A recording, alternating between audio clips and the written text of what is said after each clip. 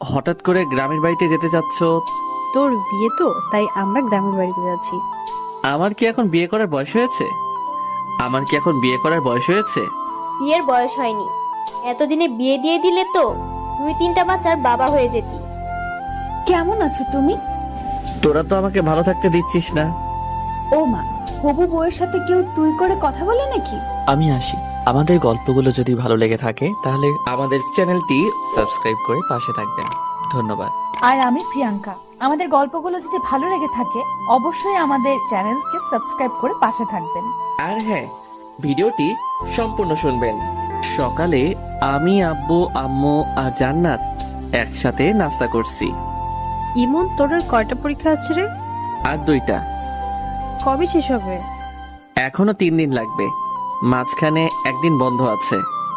পরীক্ষা শেষ হলে আমরা সবাই গ্রামের বাড়িতে যাব, ঠিক আছে? হঠাৎ গ্রামের বাড়ি? কি জন্য? কেন, গ্রামের বাড়ি কি আমাদের বাড়ি না? আর আমাদের বাড়িতে গেলে কি হবে তোর? না, হঠাৎ করে গ্রামের বাড়িতে যেতে চাচ্ছ তাই বললাম আর কি। তোর বিয়ে তো, তাই আমরা গ্রামের বাড়িতে যাচ্ছি। আমার বিয়ে মানে? আমার কি এখন বিয়ে করার বয়স হয়েছে? তোকে এত কিছু বুঝতে হবে না, তুই আগের ভালো মতো করে পরীক্ষা দিয়ে নে, তারপর সব দেখা যাবে। এখন বিয়ের কথা শুনলে কিভাবে ভালোভাবে পরীক্ষা দেবো বলো তো? তোমরা মেজাজটাই নষ্ট করে দিলে। দেখ, আর খাবোই না। খাওয়া শেষ হয়ে গেছে, এখন বলছে আর খাবো না। এই পেতনি, চোখের সামনে থেকে সর বলছি। নাস্তা না শেষ করে রুমে চলে আসলাম, এখন বিয়ের কথা শুনে মেজাজটাই নষ্ট হয়ে গেল। ও, আপনাদের তো পরিচয়টাই দেওয়া হয়নি। আমি ইমন, অনার্স 2য় বর্ষে পড়ি। আব্বু নিজস্ব ব্যবসা সামলায়, আম্মু গৃহিণী বাড়িতে থাকে, আর ছোট বোন জান্নাত এইবার ইন্টার ফার্স্ট ইয়ারে পড়ে। একটু পড়াশোনা করে পরীক্ষা দেওয়ার উদ্দেশ্যে বের হলাম। পরীক্ষা শেষ হলো, তারপর আমরা সবাই একসাথে আড্ডা দিতে লাগলাম। দোস্ত, আমার না বিয়ে ঠিক করছে। বলিস কি? কার সাথে তোর বিয়ে হচ্ছে? জানি না রে, আম্মু বললো আর কি। তা দোষ, ইনভাইট করবি না? আরে রাখ তোদের ইনভাইট, আমার কি এখন বিয়ে করার বয়স হয়েছে? বিয়ের বয়স হয়নি, এতদিনে বিয়ে দিয়ে দিলে তো 2-3টা বাচ্চার বাবা হয়ে যেতি। তুই আসলেই একটু বেশি কথা বলিস। এভাবে বন্ধুদের সাথে কিছুক্ষণ আড্ডা দেওয়ার পর বাড়ি চলে আসলাম। কলিং বেল দিতেই আম্মু এসে দরজা খুলে দিল। তাড়াতাড়ি গোসল করে আয়, খাবার টেবিলে অপেক্ষা করছি। ঠিক আছে। তারপর আমি শাওয়ার নিলাম। কিছুক্ষণ পর নিচে এসে লাঞ্চ করতে লাগলাম। আব্বু আসে নাই। না, আজকে আসলো না, আজকে নাকি কাজের চাপ আছে, তাই ওখানেই লাঞ্চ করে নিয়েছে। ও আচ্ছা। তারপর লাঞ্চ শেষ করে রুমে এসে বই নিয়ে পড়তে বসলাম। বিকেল পর্যন্ত পড়লাম। তারপরে বাইরে আড্ডা দিতে গেলাম। বাজারে গিয়ে দেখি সামি, হাসিব, আশিক ওরা সবাই চলে এসেছে। কি খবর মামা, আজকে তো দেরি করলি যে? পড়ছিলাম, একটু দেরি হয়ে গেল। এত পড়ে কি হবে রে? ইমন কি তোদের মতো নাকি? ও পড়াশোনা নিয়ে ব্যস্ত। এইভাবে রাত 8টা পর্যন্ত আমরা আড্ডা দিলাম, ক্যারাম খেললাম, সিগারেট খেলাম। তারপর বাসায় চলে আসলাম, ফ্রেশ হয়ে নিলাম। একটু পরেই আব্বু আসলো, সবাই একসাথে ডিনার করে নিলাম। রুমে গিয়ে পড়তে বসলাম। একটু পড়াশোনা করে আর ভালো লাগছে না, তারপরে ফেসবুকে ঢুকলাম, একটু ঘোরাঘুরি করে ঘুমিয়ে পড়লাম। এভাবে 2টা দিন কেটে গেল। আমার পরীক্ষা শেষ। আম্মু এখন বলছে আমাকে নাকি গ্রামের বাড়ি যেতে হবে বিয়ে করতে। এ তো এক মহা ঝামেলায় পড়লাম। আম্মু, এখন বিয়ে না করলে হয় না? না, হয় না, তোকে বিয়ে করতে হবে। আম্মু প্লিজ, এখন জোর করো না, এখন আমি বিয়ে করতে পারবো না। এত বেশি কথা বলিস কেন? তোর বাবা বিয়ে ঠিক করেছে, বিয়ে তোকে করতে হবে। তাড়াতাড়ি রেডি হয়ে নে, গ্রামের বাড়িতে যা। তারপর আম্মু আব্বু আমাকে একরকম জোর করে গ্রামের বাড়িতে নিয়ে যাওয়ার জন্য রাজি করালো। রাজশাহী শহর থেকে আমাদের গ্রামে যেতে প্রায় 3 ঘন্টার মতো সময় লাগে। আমরা ট্রেনে করে গ্রামের বাড়িতে যাচ্ছি। আমার মনটা একদম খারাপ। আমাকে জোর করে বিয়ে দিয়ে দিচ্ছে, একেবারে বাল্যবিবাহ। 4 ঘন্টা পর আমরা আমাদের গ্রামে পৌঁছালাম। অনেকদিন পর গ্রামে আসছি। পড়াশোনার জন্য গ্রামে তেমন আশাই হয় না। গ্রামের পরিবেশ আমার খুব ভালো লাগে। চাচা আমাদের জন্য গাড়ি পাঠিয়ে দিয়েছে। 30 মিনিটের রাস্তা পেরোনোর পরেই আমরা চাচার বাড়িতে পৌঁছে গেলাম, মানে আমাদের বাড়িতেই। দেখলাম আমাদের গ্রামের বাড়িটা খুব সুন্দর করে সাজানো হয়েছে। আমি তো কিছুই বুঝতে পারলাম না। আমি আম্মু আব্বুর পেছনে পেছনে ভিতরে ঢুকলাম। আমার দিকে সবাই এভাবে তাকিয়ে আছে কেন? আর বাড়ি ভর্তি এত আত্মীয় স্বজন কেন এসেছে? আমি আম্মুকে ডাক দিলাম, এসব কি হচ্ছে? আমি তো কিছুই বুঝতে পারছি না। কি বুঝবি তুই? তোমরা আমাকে তো জোর করে বিয়ে দেওয়ার জন্য নিয়ে আসলে, তাহলে চাচার বাড়িতে এত সব আয়োজন কিসের? আমি তো কিছুই বুঝতে পারছি না। নীলার সাথে তোর বিয়ে ঠিক হয়েছে। আম্মু, মজা করো না তো। কার সঙ্গে বিয়ে ঠিক হয়েছে বলো তো তুমি? তো চাচার মেয়ে নীলার সাথে তোর বিয়ে ফাইনাল। না, এ হতে পারে না। ওর মতো একটা পিচ্চি মেয়েকে আমি বিয়ে করতে পারবো না। আর ও তো আমার চাচাতো বোন হয়, ওর সাথে কি আমার বিয়ে হয় নাকি? তোকে এত কথা বলা লাগবে না, আগামীকালকে তোদের বিয়ে। এখন তুই প্রস্তুত হয়ে নে। আম্মু, তোমরা না আমার নিজের লোক, তোমরা আমার সাথে এরকম করতে পারলে? শোন, যেটা ভালো হয় সেটাই আমরা করছি। নীলা খুব ভালো মেয়ে, ওকে বিয়ে করলে তুই সুখে থাকতে পারবি। ওর মতো একটা পিচ্চি মেয়েকে আমি কোনো মতেই বিয়ে করতে পারবো না। তোমরা যা ইচ্ছা করো, আমি চলে গেলাম শহরে। এই শোন, আমরা পাকা কথা দিয়ে ফেলেছি। আর তুই এখন শহরে যাবি মানে? তোর বাবা জানতে পারলে আস্ত রাখবে না। আর এত কিছুর আয়োজন দেখছিস, এখন কি বিয়ে কোনোভাবে ভেঙে দেওয়া যায় নাকি? তোকে বিয়ে করতে হবে। তারপর আম্মু আব্বুকে ডাক দিল। আব্বু আর আম্মু একসাথে আমাকে প্যারা দিতে লাগলো। আমাকে কোনো কথা বলার সুযোগই দিল না। আমাকে রেখে আম্মু আর আব্বু চলে গেল। এদিকে চাচার বাড়িতে অনেক মানুষ আমাকে দেখতে আসছে, মনে হয় কখনো দেখেনি। আমি চুপচাপ বসে আছি। একের পর এক রুমের ভিতরে আসতেই আছে। একটু পর নীলা ও তার সাথে কয়েকটা মেয়ে রুমের ভেতরে আসলো। কেমন আছো তুমি? তোরা তো আমাকে ভালো থাকতে দিচ্ছিস না। ও মা, হবু বউয়ের সাথে কেউ তুই করে কথা বলে নাকি? আরে রাখ তোর বউ, আমি তোকে কখনো বিয়ে করতে পারবো না। ছি ছি, কি সব বাজে কথা বলছো তুমি? শোনো, এরা হলো আমার বান্ধবী, তোমার সাথে পরিচয় করিয়ে দেওয়ার জন্য নিয়ে আসলাম। আমি কি বলবো ভেবে পাচ্ছি না। এরা তো সবাই একদল পিচ্চি। নীলা সবেমাত্র এসএসসি পরীক্ষা দিয়েছে। এসব পিচ্চিদের সাথে আমার একদমই কথা বলতে ইচ্ছে করছে না। আমি ফোনটা বের করে টিপতে লাগলাম। একটু পরে আবার নীলা আসলো। ওগো শুনছো, ওয়াশরুমটা ওইদিকে, যাও গিয়ে শাওয়ার নিয়ে আসো। নাকি আমার কোনো হেল্প লাগবে? নীলা শোন, আমি তোর ভাই না? ভাইয়ের সাথে কেউ এরকম বলে নাকি? হ্যাঁ, তোর আর আমার কখন এসব হয় নাকি? দেখো, তুমি যদি আর একবার ভাই বোনের কথা বলো, তাহলে কিন্তু আমি শাশুড়ি আম্মাকে বিচার দেব। চুপ তুই। তোর মতো একটা পিচ্চি মেয়েকে আমি কখনো বিয়ে করতে পারবো না। চোখের সামনে থেকে সর বলছি। নীলা মুখ গোমড়া করে চলে গেল। আমি কি করব ও মুখ গোমড়া করলে? ওর সাথে আমার কখনো এরকম হয় নাকি? একটু পর আম্মু আসলে রুমে। এই, তুই নীলাকে কি বলেছিস? কই কিছু বলি নাই তো। বলেছে আম্মু আমার সাথে খুব খারাপ ব্যবহার করেছে, এমনকি আমাকে মেরেছে। আরে আজব তো, আমি তোকে কখন মারলাম? আম্মু আমাকে বকাবকি করতে শুরু করলো। থাক আম্মু, ওকে আর কিছু বলো না। এরপর থেকে কিছু বললে তারপর বলবে। আচ্ছা ঠিক আছে নীলামা, তুই বলছিস তাই শুনলাম, না হলে ওকে আজ আমি মারতাম। আম্মু, তুমি ওর জন্য আমাকে মারবে? হ্যাঁ, মারবই তো। আম্মু, তুমি আমাকে বিশ্বাস পর্যন্ত করছো না। চুপ তুই, নীলা যা বলে তাই কর বলছি। আম্মু চলে গেল। নীলা শুধু চুপি চুপি হাসছে। এটা কি হলো? কিছুই হলো না। তুমি আমার কথা না শুনলে এরকমই হবে, ঠিক আছে? তুই আমার সাথে এরকম করবি? এইরকমই করব। এখন যাও বলছি, শাওয়ার নিয়ে আসো। যাব না। তোর বাপের কি? কি এত বড় কথা? আম্মু! আমি অমনি নীলার মুখটা চেপে ধরলাম। কি করছিস কি? আম্মুকে ডাকার কি দরকার? আমি আম্মুকে বলবো তুমি আমাকে আবার মারছো।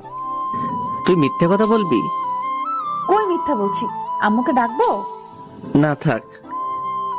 ওকে যাও, শাওয়ার নিয়ে আসো। তোর কথা মতো নাকি?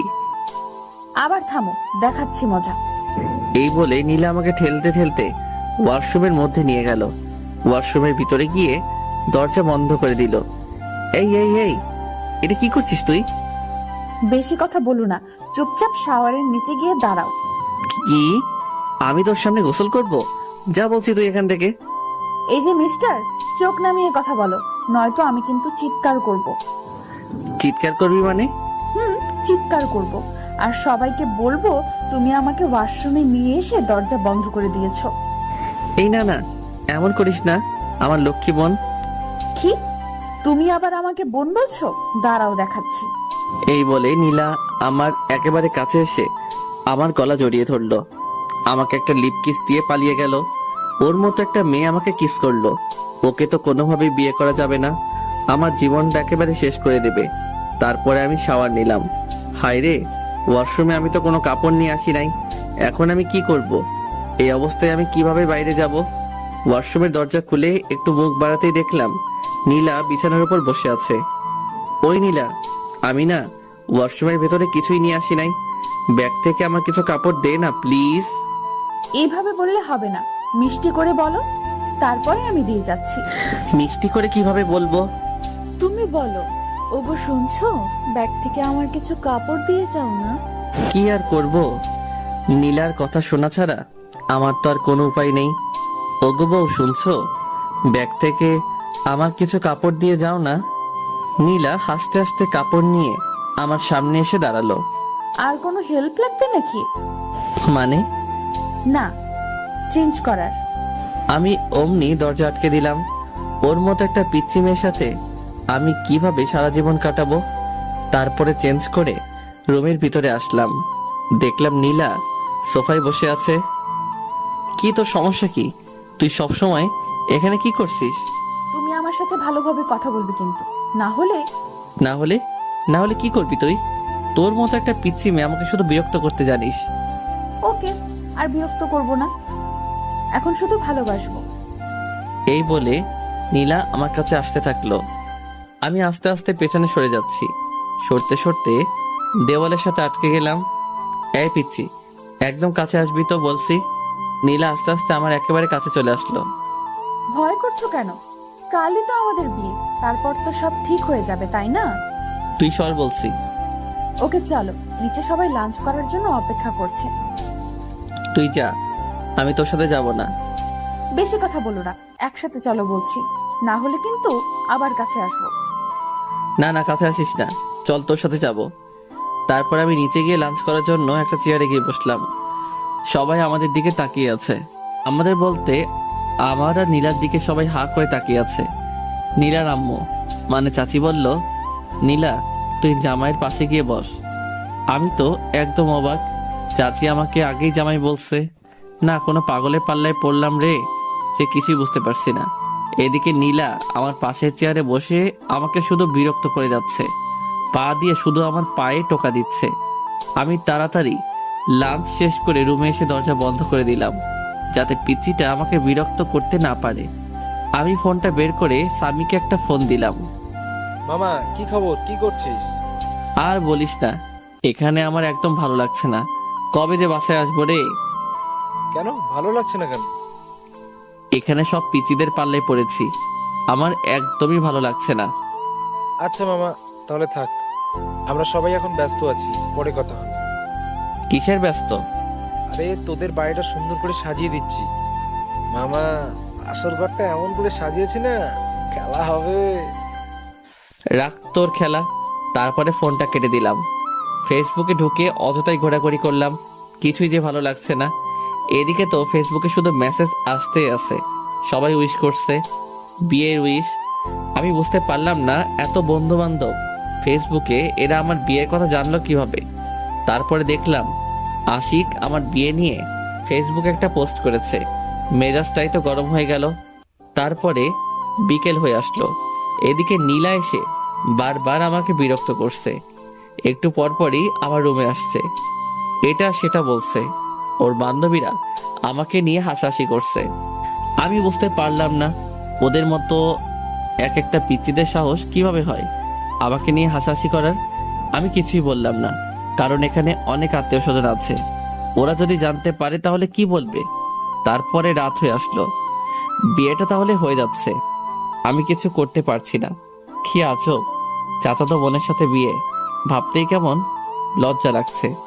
তাও একটা পিচ্চি মেয়ে, যে কিনা এবার এসএসসি দিল মাত্র। বাইরে সবাই অনেক আনন্দ করছে, গান বাজছে খুব জোরে। আমি রুমের মধ্যে বসে আছি, নিচে সবাই যে যার মতো ব্যস্ত। রুমের মধ্যে বসে মোবাইল টিপতেছি, এমন সময় নীলা আসলো। কি ব্যাপার মশাই, একা একা রুমের মধ্যে? নিচে চলেন, সবাই অনেক মজা করছে। তোর সমস্যা কি? আমি একা থাকলে? তুই যা, আমি যাব না। শোনো, তোমাকে অনেক বলেছি তুমি আমার সাথে ভালোভাবে কথা বলবে। বলবো না। কি করবি তুই? ওকে, দেখাচ্ছি কি করি। এই, না না না না। তাহলে নিচে চলো, আমার সাথে নাচবে। কি, তোর সাথে নাচবো? তাও আবার আমি? এত অবাক হয়ে লাভ নেই, যাবে কিনা সেটা তাড়াতাড়ি বলো।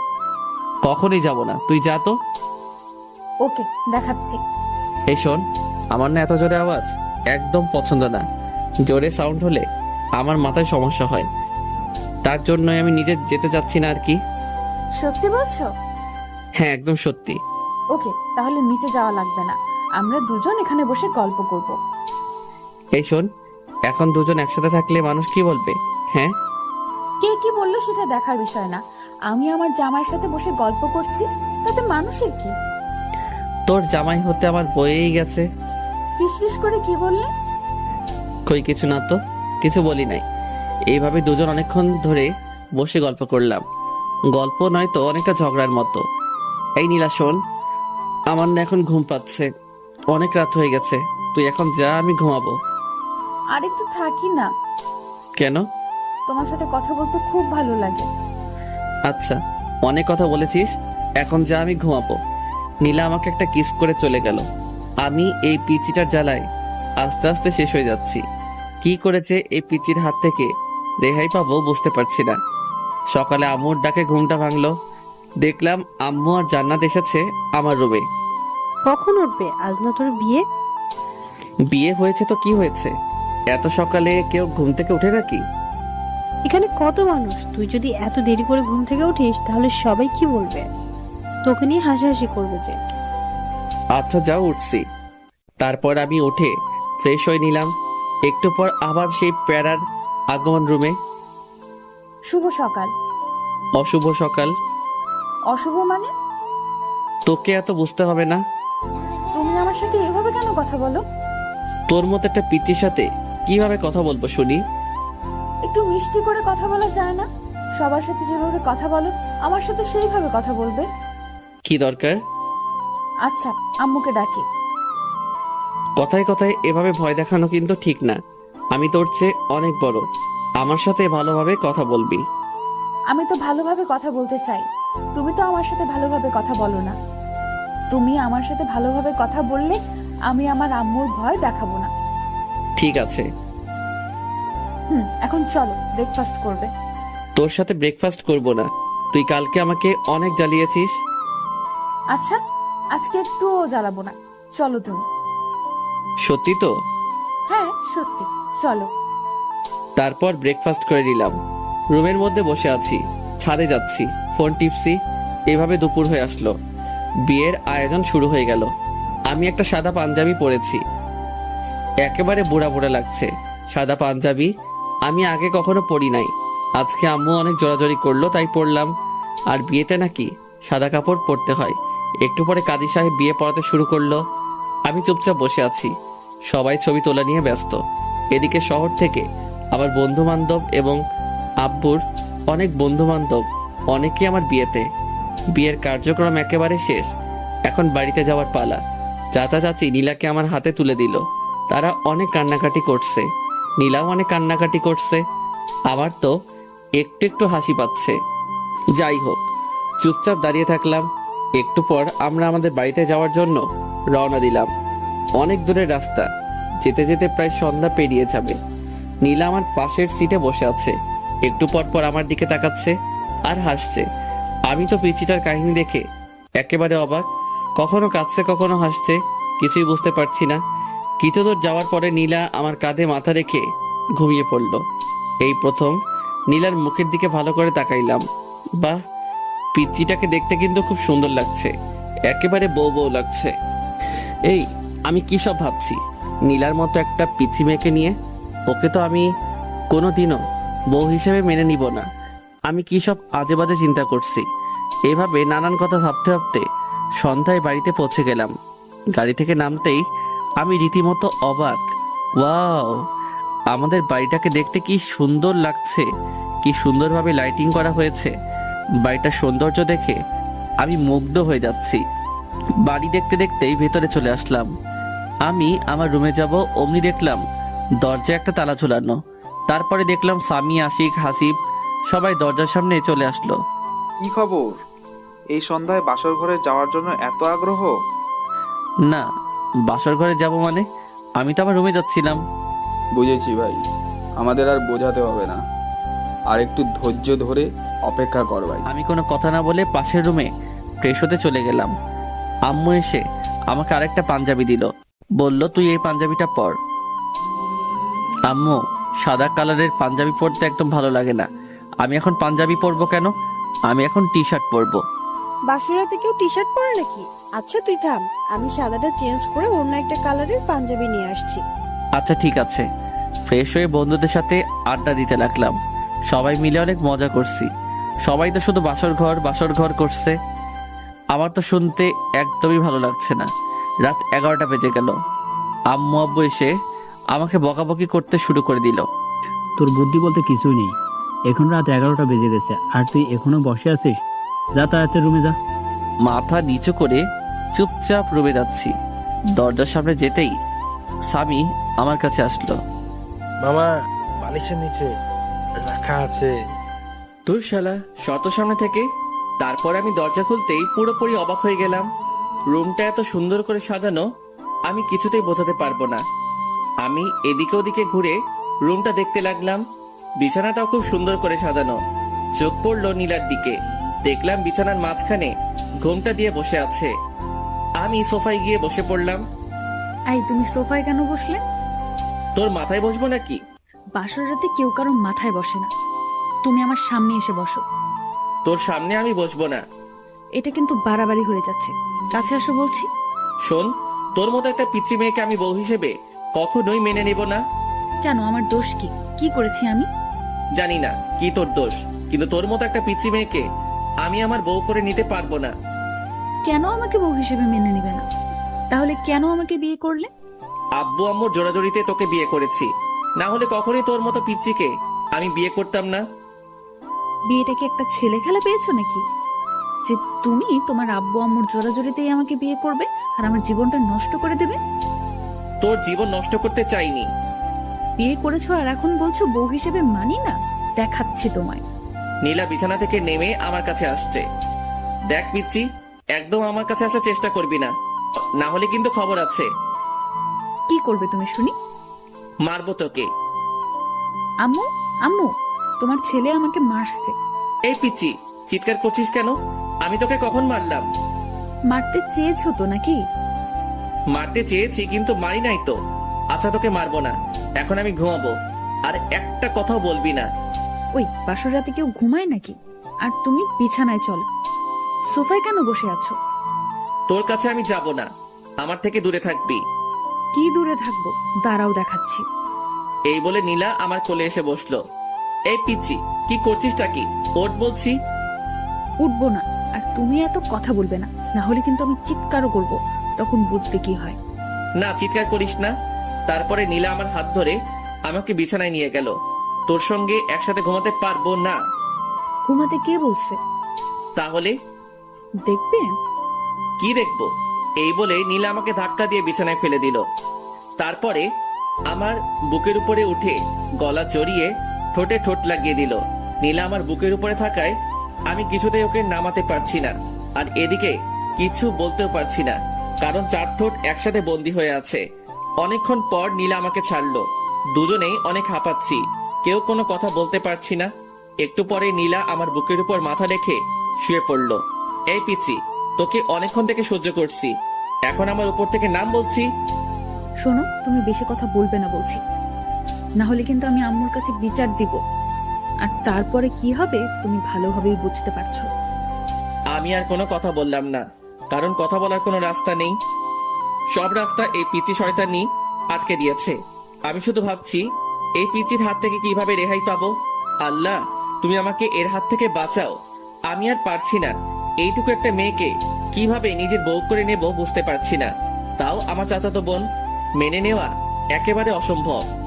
এই নীলা, এবার আমার উপর থেকে নাম, নেমে ঘুমা। অনেক রাত হয়েছে। বাসর রাতে কেউ ঘুমায় না। ওকে, আমার উপর থেকে নাম। আমার অনেক ভারী লাগছে তো। তারপরে নীলা আমার উপর থেকে নামলো, কিন্তু ছাড়লো না। মানে পাশ কাটিয়ে আমাকে জড়িয়ে ধরে আছে। দেখ নীলা, অনেক জার্নি করেছি, আমার ভীষণ টায়ার্ড লাগছে। আমাকে ঘুমাতে হবে, না হলে অসুস্থ হয়ে পড়বো। আরো অনেক কিছু বাকি আছে। আর তুমি এখনই ঘুমাবে? মানে বসো না, তুমি তো অনেক বড়, আমাকে পিচ্ছি বলো, আর তুমি বুঝো না? আমি এইটুকু মেয়ের কথা শুনে একেবারে অবাক হয়ে যাচ্ছি। নীলা দেখ, জোর করে ভালোবাসা পাওয়া যায় না। আমি জোর করে আমার স্বামীর ভালোবাসা আদায় করে নেব। আমি পাশ কাটিয়ে অন্যদিকে ঘুরলাম। নীলা আমাকে পেছন থেকে জড়িয়ে ধরছে। নীলা হয়তো আমার আদর পাওয়ার জন্য অপেক্ষা করছে, কিন্তু আমি এই পিচ্চি মেয়েটাকে কিছুতেই বউ হিসেবে মানতে পারছি না। নীলা নড়াচড়া করছে, আমি চুপচাপ শুয়ে আছি। একটু পর পর আমাকে ছাড়ছে, আবার জড়িয়ে ধরছে। অনেকক্ষণ পর লক্ষ্য করলাম নীলা আর নড়ছে না, হয়তো ঘুমিয়ে পড়েছে। আমিও এটা সেটা ভাবতে ভাবতে ঘুমিয়ে পড়লাম। সকালে ঘুম থেকে উঠে আমি নীলাকে দেখে চমকে উঠলাম। কি যে বলবো বুঝতে পারছি না। নীলার শাড়ি একেবারে এলোমেলো হয়ে আছে। আমি তো প্রথমবার দেখে ভীষণ লজ্জা পেয়েছি। এইটুকু একটা পিচ্চি মেয়ে যে কিনা নিজের শাড়ি সামলাতে পারে না, সে আমাকে কিভাবে সামলাবে? আমি অন্যদিকে তাকিয়ে নীলার শাড়িটা ওর গায়ের উপর দিতেই ও আমার হাত চেপে ধরলো। আমি বুঝতে পারলাম ও মজা করছে, মানে জেগে আছে। হাত ছাড় বলছি। চলো, তোমার জন্য অপেক্ষা করছিলাম। কোথায় যাব? গোসল করতে। আমি এত সকালে গোসল করি না। এখন থেকে প্রতিদিন সকালে গোসল করতে হবে। বললাম তো আমি সকালে গোসল করি না, তুই যা। এই, রাতে কি করলে ভুলে গেছো? এখন গোসল করবে না বললেই হবে? চলো বলছি। এই ওয়েট, রাতে কি করলাম মানে? তুই কি বলতে চাচ্ছিস? ওসব কথা আমি বলতে পারবো না, তুমি তাড়াতাড়ি গোসল করবে, চলো। এই বলে নীল আমাকে টানতে টানতে ওয়াশরুমের মধ্যে নিয়ে গেল। আমি তো একেবারে ভেবাচেকা খেয়ে গেলাম। নীলের সাথে এসব কি করলাম আমি, ভাবতে লজ্জা লাগছে। নীলা শাওয়ার ছেড়ে দিল, অমনি আমার ধ্যান ভেঙে গেল। এই কি করছিসটা কি? কেন, গোসল করছি। তাই বলে দুজন একসাথে? তুই বাইরে যা। এই শোনো, এখন থেকে দুইজন একসাথে গোসল করবো, ঠিক আছে? না, একসাথে কখনোই গোসল করব না। তুই বের হয়ে যা বলতেছি। নীলা আমাকে জড়িয়ে ধরলো, দুজনেই কাক ভেজা হয়ে ভিজে গেছি। তারপরে নীলা আমাদের কাপড়গুলো ছাদে শুকাতে দিয়ে আসলো। আমি রুমের মধ্যে বসে আছি। একটু পর নীলা আসলো, এসে চিরুনি করতে লাগলো। নীলা একটু পর পর আমার দিকে তাকাচ্ছে আর হাসছে। আমি তো শুধু রাতের কথাই ভাবতেছি, কি করলাম এগুলা। জান্নাত রুমের মধ্যে আসলো। ভাইয়া, তোমরা নিচে চলো, ব্রেকফাস্ট করার জন্য সবাই বসে আছে। তারপরে আমরা তিনজন একসাথে নিচে গেলাম, গিয়ে ব্রেকফাস্ট করতে লাগলাম। আম্মু খাবার সার্ভ করে দিচ্ছে। বড় আম্মু, এগুলো আমাকে দাও, আমি সার্ভ করে দিচ্ছি। তুমি বরং বসে পড়ো, একসাথে খেয়ে নাও। এই পাগলি মেয়ে, এখন তো আমি তোর বড় আম্মু নই, এখন আমাকে শুধু আম্মু বলে। ঠিক আছে আম্মু, তুমি বসে পড়ো, আমি সার্ভ করছি। এই না, তুই তো অনেক ছোট, তুই এখন এগুলা করবি না, বড় হয়ে তারপরে করবি। ঠিক আছে আম্মু। তারপরে আমি ব্রেকফাস্ট শেষ করে ছাদে গেলাম। বসে বসে শুধু রাতের কথাই ভাবছি, কি বলতে কি করে ফেললাম। একটু পরে আশিক, হাসিব, সামি এরা ছাদে আসলো। কি খবর মামা, কেমন এনজয় করলি? খুব ভালো, তোরাও এবার একটা করে বিয়ে করে ফেল। করব করব, সময় হলে ঠিকই করব। তাড়াতাড়ি। এভাবে বন্ধুদের সাথে অনেকক্ষণ আড্ডা দিলাম। একটু পর নীলার বাড়ির লোকজন আসবে। আব্বু আমাকে বাড়িতে থাকতে বলেছে। আশিক, হাসিব এরা সবাই নিচে চলে গেল, ওদের নাকি কিছু কাজ আছে। আমি ছাদে বসে আছি, রুমে যাচ্ছি না, কারণ রুমে গেলে নীলা দুষ্টামি করতে শুরু করবে। কিছুক্ষণ পর নীলা আমাকে খুঁজতে খুঁজতে ছাদে চলে আসলো। তুমি এখানে কি করছো? আর আমি তোমাকে সারা বাড়ি খুঁজে পাচ্ছি না। আমাকে কেন খুঁজছিস? না, এমনি। তুমি আমার কাছাকাছি না থাকলে আমার ভালো লাগে না। কিন্তু আমার তোর কাছে থাকতে একদম ভালো লাগে না, তাই তোর থেকে দূরে আছি। যা, এখন তুই নিচে যা, আমাকে আমার মতো থাকতে দে। শোনো, তুমি কিন্তু এরকম করলে আমি আম্মুর কাছে বিচার দিব। কি বারবার আম্মু আম্মু করে ভয় দেখাস? যা তো চোখের সামনে থেকে। নীলা ছাদ থেকে নিচে চলে গেল। একটু পর আম্মুকে ডেকে নিয়ে আসলো ছাদে। এই তুই বৌমার সাথে ভালোভাবে কেন কথা বলি? কই, ভালোভাবেই তো কথা বলি। না আম্মু, আমার সাথে একদম ভালোভাবে কথা বলে না, আমাকে শুধু কথায় কথায় ধমক দেয়। এরপর থেকে যদি বৌমার সাথে এরকম ব্যবহার করিস তাহলে কিন্তু খবর আছে। তোর আব্বুর সাথে সবকিছু বলবো, তারপর বুঝবি। না আম্মু, এরপর থেকে আর ধমক দিয়ে কথা বলবো না। এবার থেকে ভালোভাবে কথা বলবো, ঠিক আছে? আচ্ছা ঠিক আছে, এরপর থেকে আর যেন এরকম কিছু না শুনি। আচ্ছা ঠিক আছে আম্মু। তারপরে আম্মু চলে গেল। নীলা মুচকি হাসছে। এই পিচ্ছি, আমাকে বারবার বকা খাওয়াতে তোর বুঝি ভালো লাগে? না, একদমই ভালো লাগে না।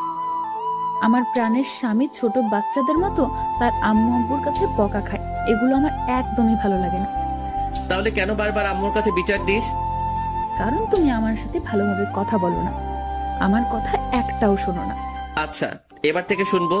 আর শোন, রাতের ওই বিষয়টার জন্য সরি। আসলে আমি ঘুমের মধ্যে কি করেছি বুঝতে পারি নাই।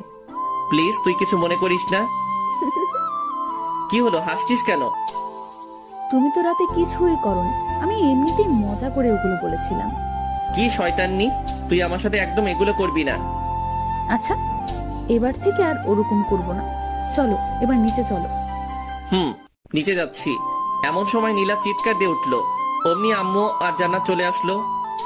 কি হয়েছে, চিৎকার করলি কেন? আম্মু পায়ে মচকা লেগেছে। কি ব্যাপার ইমন, তুই থাকতে নীলার পায়ে মস্কা লাগলো কিভাবে? আজব তো, ওর পায়ে মচকা লাগলে সেটা আমি কিভাবে বলবো? আম্মু, আমি কিছুতেই হাঁটতে পারছি না, পায়ে খুব ব্যথা করছে। ইমন, তুই নীলাকে কোলে করে রুমে নিয়ে যা। কি? আমি কাউকে কোলে নিতে পারবো না। যেটা বলছি সেটা কর। কি আর করব? নীলাকে কোলে করে রুমে নিয়ে গেলাম। আম্মু ফ্রিজ থেকে বরফ দিয়ে গেল আর বলল নীলার পায়ে বরফ দিয়ে দিতে। আমি আম্মুর কথা মতো নীলার পায়ে বরফ দিয়ে দিলাম। নীলা শুধু আমার দিকে তাকিয়ে মুচকি হাসছে। হাসছিস কেন? আমি কোনো ব্যথা পাইনি, শুধু তোমার কোলে ওঠার জন্য এগুলো করলাম। কি? থাম, তোকে দেখাচ্ছি। এই বলে আমি নীলাকে বালিশ দিয়ে মারতে শুরু করলাম। নীলা দৌড়ে দৌড়ে পালাচ্ছে, আমিও ওর পিছু পিছু দৌড়াচ্ছি। তারপরে এই বলে আমি নীলাকে বালিশ দিয়ে মারতে শুরু করলাম। নীলা দৌড়ে দৌড়ে পালাচ্ছে, আমিও ওর পিছু পিছু দৌড়াচ্ছি। তারপরে নীলা হোঁচট খেয়ে মেঝেতে পড়ে গেল। ও মা গো, মরে গেলাম। তুই আবার আমাকে বোকা বানাচ্ছিস? থাম, তোকে দেখাচ্ছি। এই বলে আমি নীলাকে বালিশ দিয়ে মারতে শুরু করলাম। নীলা পায়ে হাত দিয়ে বসে আছে। শোনো, আমি সত্যিই বলছি, এবার আমার পায়ে খুব লেগেছে, খুব ব্যথা পাচ্ছি। কই দেখি তোর পা। দেখলাম নীলার পা অনেকটা ফুলে আছে। আমি বুঝতে পারলাম এবার ওর পায়ে সত্যি সত্যি লেগেছে। আমি নীলাকে উঠিয়ে বিছানায় শুইয়ে দিলাম। তারপর নীলার পায়ে বরফ লাগিয়ে দিলাম। একটু পর নীলার বাড়ির লোকজন আসলো। আমি আর নীলা সবার সাথে কথা বললাম। আম্মু বলল আমাকে নাকি আজকে নীলার বাড়িতে যেতে হবে, এটা নাকি নিয়ম। আমি অনেক অজুহাত দেখিয়ে না যাওয়ার চেষ্টা করলাম, কিন্তু আমাকে জোর করে পাঠিয়ে দিল। বিকেলের দিকে আমি নীলা আর জান্নাত রওনা দিলাম শ্বশুর বাড়িতে। পৌঁছাতে পৌঁছাতে রাত্রি হয়ে গেল। ওখানে পৌঁছে ফ্রেশ হয়ে ডিনার করে নিলাম। নীলার বাড়িতে এখনো অনেক আত্মীয় স্বজনরা আছে। এখানে এসে জামাই আদর ভালোই পেলাম। রাতে রুমে বসে আছি, এমন সময় নীলা আসলো। এই চলো না, দুজন ছাদে ঘুরে আসি। ভালো লাগছে না, তুই যা। তুমি সবসময় এরকম করো কেন? কি রকম করি? এই যে, আমার একটা কথাও শোনো না। এই রাত্রিবেলা কেউ ছাদে যায় নাকি? আচ্ছা, ছাদে যাওয়া লাগবে না, আমার কাছে আসো। তোর কাছে যাব মানে? আমার কাছে আসো, আমি তোমাকে আদর করব। এই আমি কি ছোট নাকি যে আমাকে আদর করা লাগবে? আর তোর আদর নেওয়ার ইচ্ছা আমার নেই। ইচ্ছা না থাকলেও নিতে হবে। তুমি আমার স্বামী, আমি সবকিছু করতে পারি। এই বলে নীলা আমার দিকে এগিয়ে আসতে লাগলো। আমি বসা থেকে উঠে দাঁড়ালাম আর আস্তে আস্তে পিছনে সরতে লাগলাম। নীলা আমার কাছে এসে আমাকে জড়িয়ে ধরলো। আমি নীলাকে ছাড়াতে পারছি না। ওর শরীরে হাত দিয়ে আমি ওকে ছাড়াবো কিভাবে? ওকে ছাড়তে বলবো এমন সময় নীলা আমার মুখ বন্ধ করে দিল। এখন শুধু শব্দ করতে পারছি, এর বেশি কিছু বলতে পারছি না। একটু পর নীলা ওর ঠোঁট সরিয়ে নিল আর আমার বুকে মাথা লুকালো। আমাকে খুব শক্ত করে জড়িয়ে ধরলো। তুই আমার ইচ্ছার বিরুদ্ধে এগুলো করতে পারিস না, আমি তোকে বউ হিসেবে মানি না। আস্তে আস্তে সব মেনে নেবে, এখন শুধু আমাকে সহ্য করো। আর বেশি কিছু করতেই পারবে না, এর বেশি কিছুই করতে পারবে না। জোর করে ভালোবাসা পাওয়া যায় না। আমি জোর করেই ভালোবাসা আদায় করে নেব। আমার ঘুম পাচ্ছে, আমাকে ছাড়। তুই আজ কোনো ঘুম হবে না, আজ সারা রাত শুধু রোম্যান্স হবে। তুই পিচ্ছি মেয়ে, তুই রোমান্সের কি বুঝিস? অনেক কিছুই বুঝি। আমি নীলার কাছ থেকে ছুটে বিছানায় এসে শুয়ে পড়লাম। নীলা এসে আবারও পাশে শুয়ে পড়লো। আমি নীলার বিপরীত দিকে তাকাইলাম। নীলা আমাকে পেছন থেকে জড়িয়ে ধরলো। আমি বারবার ছাড়তে বললাম, কিন্তু ও ছাড়লো না। আসলে নীলা আমার কোনো কথাই শোনে না, ওর যেটা মন চায় সেটাই করে। নীলা জোর করে আমার মাথা ওর দিকে ঘুরিয়ে নিল। এই, কি চাস তুই বলতো? আমার দিকে তাকিয়ে দেখো, আমার কি লাগবে? সেটা তুই কখনোই পাবি না। বৃথা চেষ্টা করিস না, আমাকে ছেড়ে দে। নীলা এবার চোখ বড় বড় করে তাকালো। আমার তো কেমন ভয় লাগছে ওকে দেখে। নীলা এবার আমার চুল ধরে আমার মাথা ওর বুকের মধ্যে জড়িয়ে ধরলো। আমি ছটফট করতে লাগলাম। এইটুকু একটা পিচ্চিমের কারবার দেখে আমি জোরে নড়াচড়া করতে পারছি না। নীলা খুব শক্ত করে আমার চুল ধরে আছে। একটু নড়তেই আমার চুলে লাগছে। এভাবে নীলার অত্যাচার সহ্য করতে হলো প্রায় 2 ঘন্টার মতো। নীলা ঘুমিয়ে পড়েছে, কিন্তু আমাকে ছাড়ছে না। আমি কোনোভাবেই ওর কাছ থেকে নিজেকে ছাড়াতে পারলাম না। ভাবছি কি করা যায়। মাথায় একটা বুদ্ধি এলো। এখান থেকে বাড়িতে গিয়ে আমি ঢাকায় চলে যাব। ঢাকায় গিয়ে একটা জব করব, আর নীলাকে বাসায় রেখে যাব, যাতে ওর অত্যাচার আমাকে না সহ্য করতে হয়। বাহ, দারুণ বুদ্ধি পেলাম। একটু পরে আমি ঘুমিয়ে পড়লাম। সকালে ঘুম থেকে উঠে আমি আজকেও আবার নীলা শাড়ির মধ্যে আমাকে পিছিয়ে নিয়েছে। একেবারে 2-3টা প্যাচ দিয়েছে। কি করব বুঝতে পারছি না। এখান থেকে বেরোতে লাগলে নীলার শাড়ি খুলে যাবে। আমি খুব ভালোভাবে বুঝতে পারছি এগুলো ও নিজের ইচ্ছাতেই করে। না জানি ঘুমের মধ্যে আরো কত কিছুই না করে। আমি নীলার শাড়ির মধ্যে থেকে বের হওয়ার চেষ্টা করছি, কিন্তু বের হতে পারছি না। আমি একটু নাড়াচাড়া করতেই নীলা চোখ খুলল। আমি জানতাম তুমি আমার কাছে আসবেই। এই, চুপ কর। আমার মোটেও তোর কাছে আসার কোনো ইচ্ছা নেই। তুই আমাকে তো শাড়ির মধ্যে প্যাচ দিয়েছিস। ওমা, আমি কোথায় প্যাচ দিলাম? তুমি নিজেই এসেছো, আমি বুঝতে পারছি। এই চুপ, আর একটা কথা বলবি না। আমাকে বের হতে দে। তারপরে নীলা ওর শাড়ি খুলে ফেললো। আমি চুপচাপ বিছানা থেকে উঠে ওয়াশরুমে গেলাম। আমি ফ্রেশ হয়ে আসলাম। তারপরে নীলা ফ্রেশ হতে গেল। একটু পরে নিচে গেলাম ব্রেকফাস্ট করতে। ব্রেকফাস্ট করছি এমন সময় চাচি বলল, এখন তো আর চাচি না, এখন আমার শাশুড়ি আম্মা। ইমন, তুমি তো আর গ্রামে আসো না, আজকে নীলার সাথে গ্রামটা ঘুরে দেখো, ঠিক আছে? আচ্ছা ঠিক আছে। আমি কি ভাইয়ের সাথে যেতে পারি না? অবশ্যই, তুমিও যাবে, একসাথে সবাই গ্রামটা ঘুরে দেখবে। আচ্ছা ঠিক আছে, আমরা এখনই যাব। তারপর ব্রেকফাস্ট শেষ করে আমরা 3 জন বেরিয়ে পড়লাম গ্রামটা ঘুরে দেখতে। গ্রাম আমার ভীষণ ভালো লাগে। এখানকার পরিবেশটা কত সুন্দর, কোনো শব্দই নেই। গ্রামের পাশে একটা নদী আছে, নদীর পাশ দিয়ে ঘুরে বেড়াচ্ছি। নদীর সৌন্দর্য অনেক, দুপাশে অনেক কাশফুল। এভাবে নীলার অত্যাচার আর সকালে বিকেলে গ্রামের সৌন্দর্য দেখে দেখে 2টা দিন কেটে গেল। আজ সকালে আমরা শহরে যাব। সবাই নিজ নিজ রেডি হচ্ছি। সবার কাছ থেকে বিদায় নিয়ে রওনা দিলাম শহরের উদ্দেশ্যে। আমাদের বাসায় পৌঁছাতে পৌঁছাতে দুপুর পেরিয়ে গেল। বাসায় এসে ফ্রেশ হয়ে নিলাম। আম্মু লাঞ্চ করার জন্য ডাকলো, কিন্তু লাঞ্চ করলাম না, অনেক টায়ার্ড। তাই সরাসরি রুমে গিয়ে ঘুমিয়ে পড়লাম। বিকেলের দিকে ঘুম ভাঙলো। ঘুম ভাঙতে দেখলাম আমার পাশে নীলা ঘুমিয়ে আছে। আমি উঠে ফ্রেশ হয়ে নিলাম। তারপরে বাইক নিয়ে বেরিয়ে পড়লাম। অনেক দিন থেকে বন্ধুদের সাথে আড্ডা দেওয়া হয়নি। আমি বাজারে পৌঁছালাম। বাড়ি থেকে বের হওয়ার সময় সবাইকে ফোন দিয়ে চলে আসতে বলেছি, কিন্তু এখনো কেউই আসেনি। কিছুক্ষণ অপেক্ষা করার পর আশিক আসলো। কি খবর, কেমন আছিস? এই তো ভালো আছি। তুই কেমন আছিস? বিয়ে করে তো আমাদের ভুলে গেলি। আরে না, তোদের সবাইকে খুব মিস করি। ও আচ্ছা, ভাবির কি খবর, কেমন আছে? হ্যাঁ ভালো আছে। এইভাবে দুজনে বসে গল্প করছি। কিছুক্ষণ পর হাসিব আর সামি আসলো। আমরা 4 জন ক্যারাম খেলতে শুরু করলাম। আমরা নিয়মিত ক্যারাম খেলি।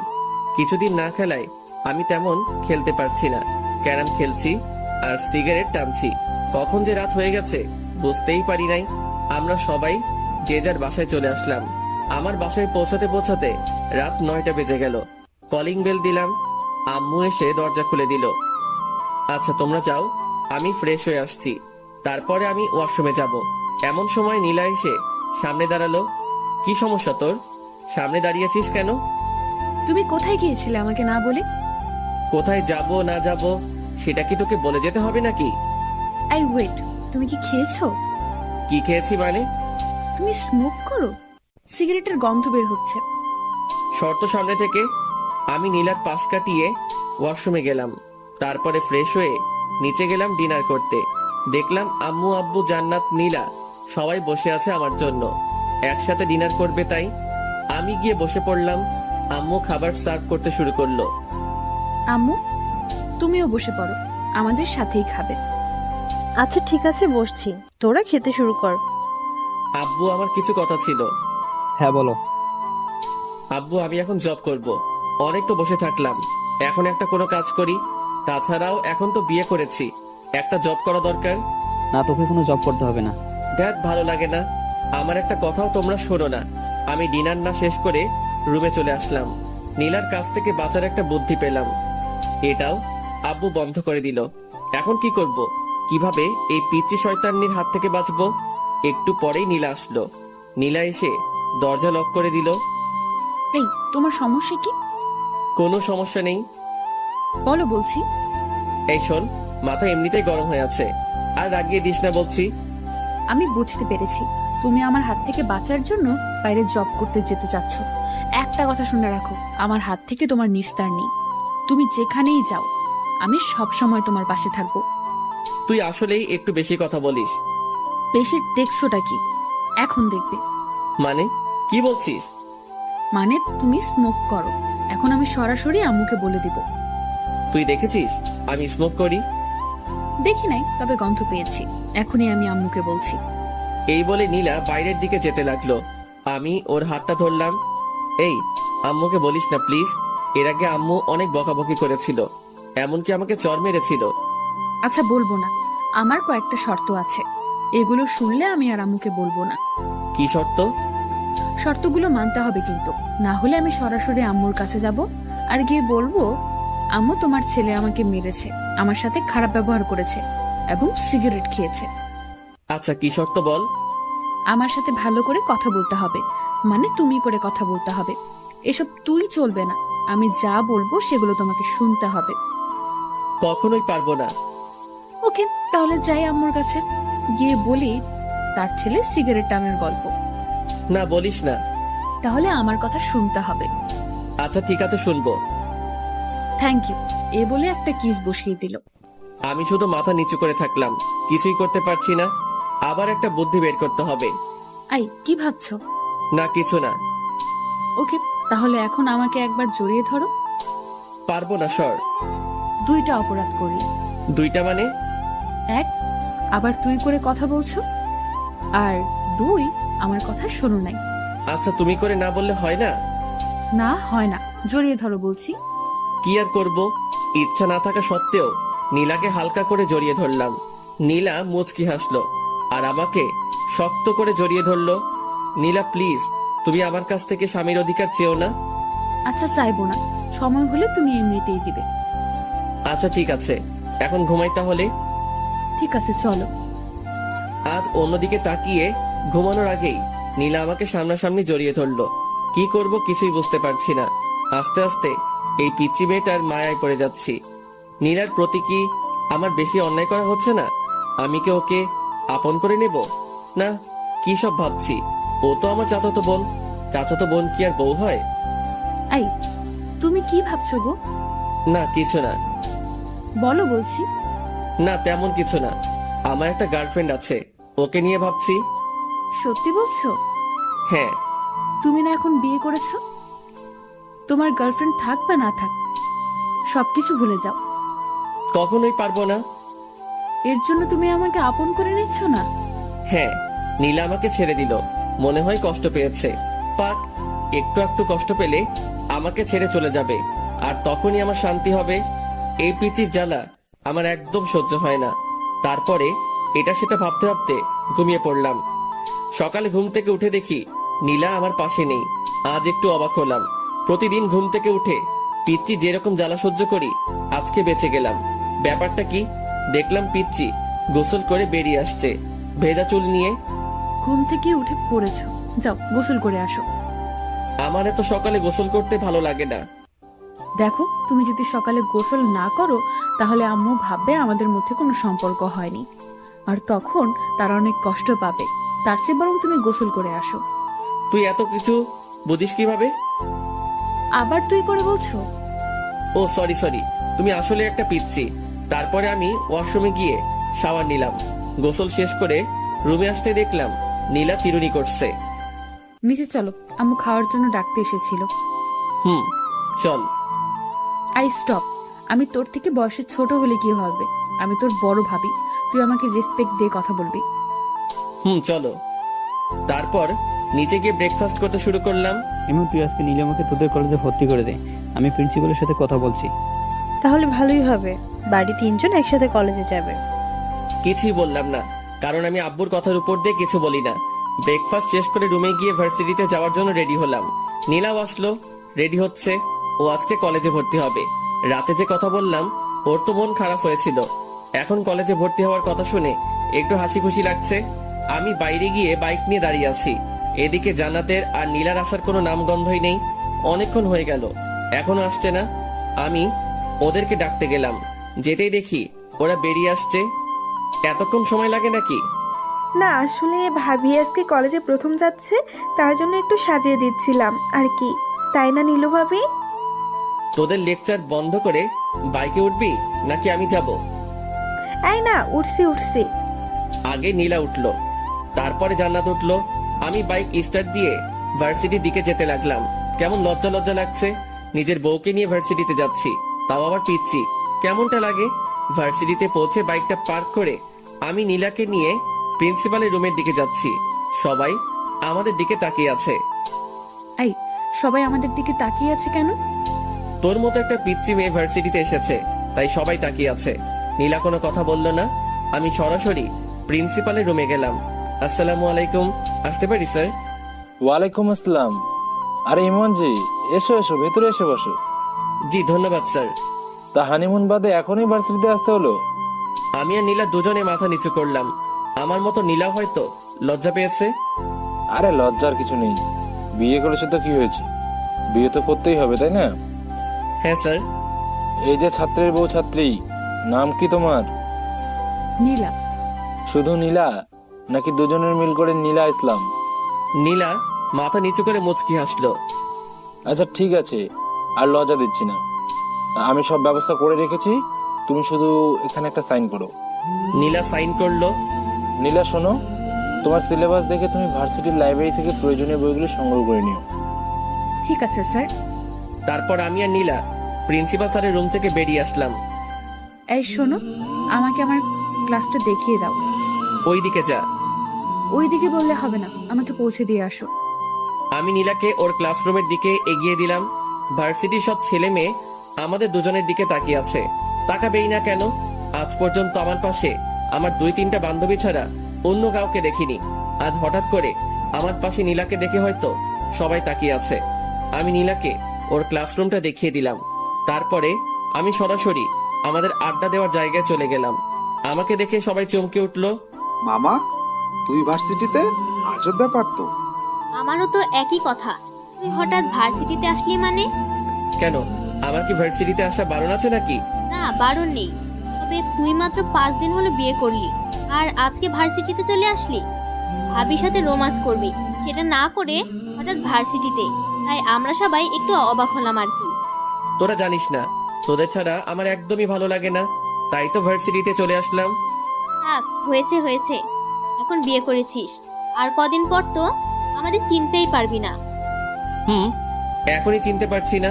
তা ভাবি কোথায়? পড়াশোনা করতে হবে না? হ্যাঁ, পড়াশোনা তো করাতেই হবে। আজকে তো ইন্টার ফার্স্ট ইয়ারে ভর্তি করে দিলাম। কোন কলেজে মামা? এই ইমনের বউ। ইমন যে কলেজে ইচ্ছা ভর্তি করে দেবে, তোর এত জানা দরকার কি? না, ভাবিকে দেখে শুনে রাখার দায়িত্ব তো আমাদের সবারই, তাই না? তোকে এত দায়িত্ব বহন করা লাগবে না, এখন নিজের জন্য কাউকে খোঁজে নে। আমার ভাগ্যে মনে হয় কেউ নেই। আমরা সবাই এভাবে কিছুক্ষণ আড্ডা দেওয়ার পর ক্লাস করতে গেলাম। 2টা ক্লাস করলাম, আর ভালো লাগছে না। তারপরে আমি, আশিক, হাসিব, সামি 4 জন গেলাম বাজারের দিকে। বাজারে গিয়ে ক্যারাম খেললাম, ধোয়া ছাড়লাম, আর কিছুক্ষণ আড্ডা দিলাম। একটু পরে ফোনটা বেজে উঠলো। ফোন বের করে দেখলাম জান্নাত ফোন দিয়েছে। হ্যালো। ভাইয়া তুমি কোথায়? তাড়াতাড়ি ভার্সিটির দিকে আসো, ভার্সিটি বন্ধ হয়ে গেছে, ভাবিকে কোথাও খুঁজে পাচ্ছি না। আচ্ছা ঠিক আছে, আমি এক্ষুনি আসছি। দোস্ত তোরা থাক, আমার একটু কাজ আছে, আমি যাচ্ছি। তারপর আমি বাইকে স্টার্ট দিয়ে ভার্সিটির দিকে গেলাম। ভার্সিটিতে পৌঁছে দেখলাম জান্নাত বাইরে দাঁড়িয়ে আছে। নীলা কোথায়? ভার্সিটি বন্ধ হওয়ার পর সবাই যখন চলে যাচ্ছিল, আমি তখন অনেক খোঁজাখুঁজি করেছি, কিন্তু নীলা ভাবিকে কোথাও পাইনি। এত ছাত্রছাত্রীর ভিড়ে আমি ভাবিকে কোথায় খুঁজবো? আচ্ছা তুই কোনো চিন্তা করিস না, আমি খুঁজে বের করছি। তুই একটা রিক্সা নিয়ে বাসায় চলে যা।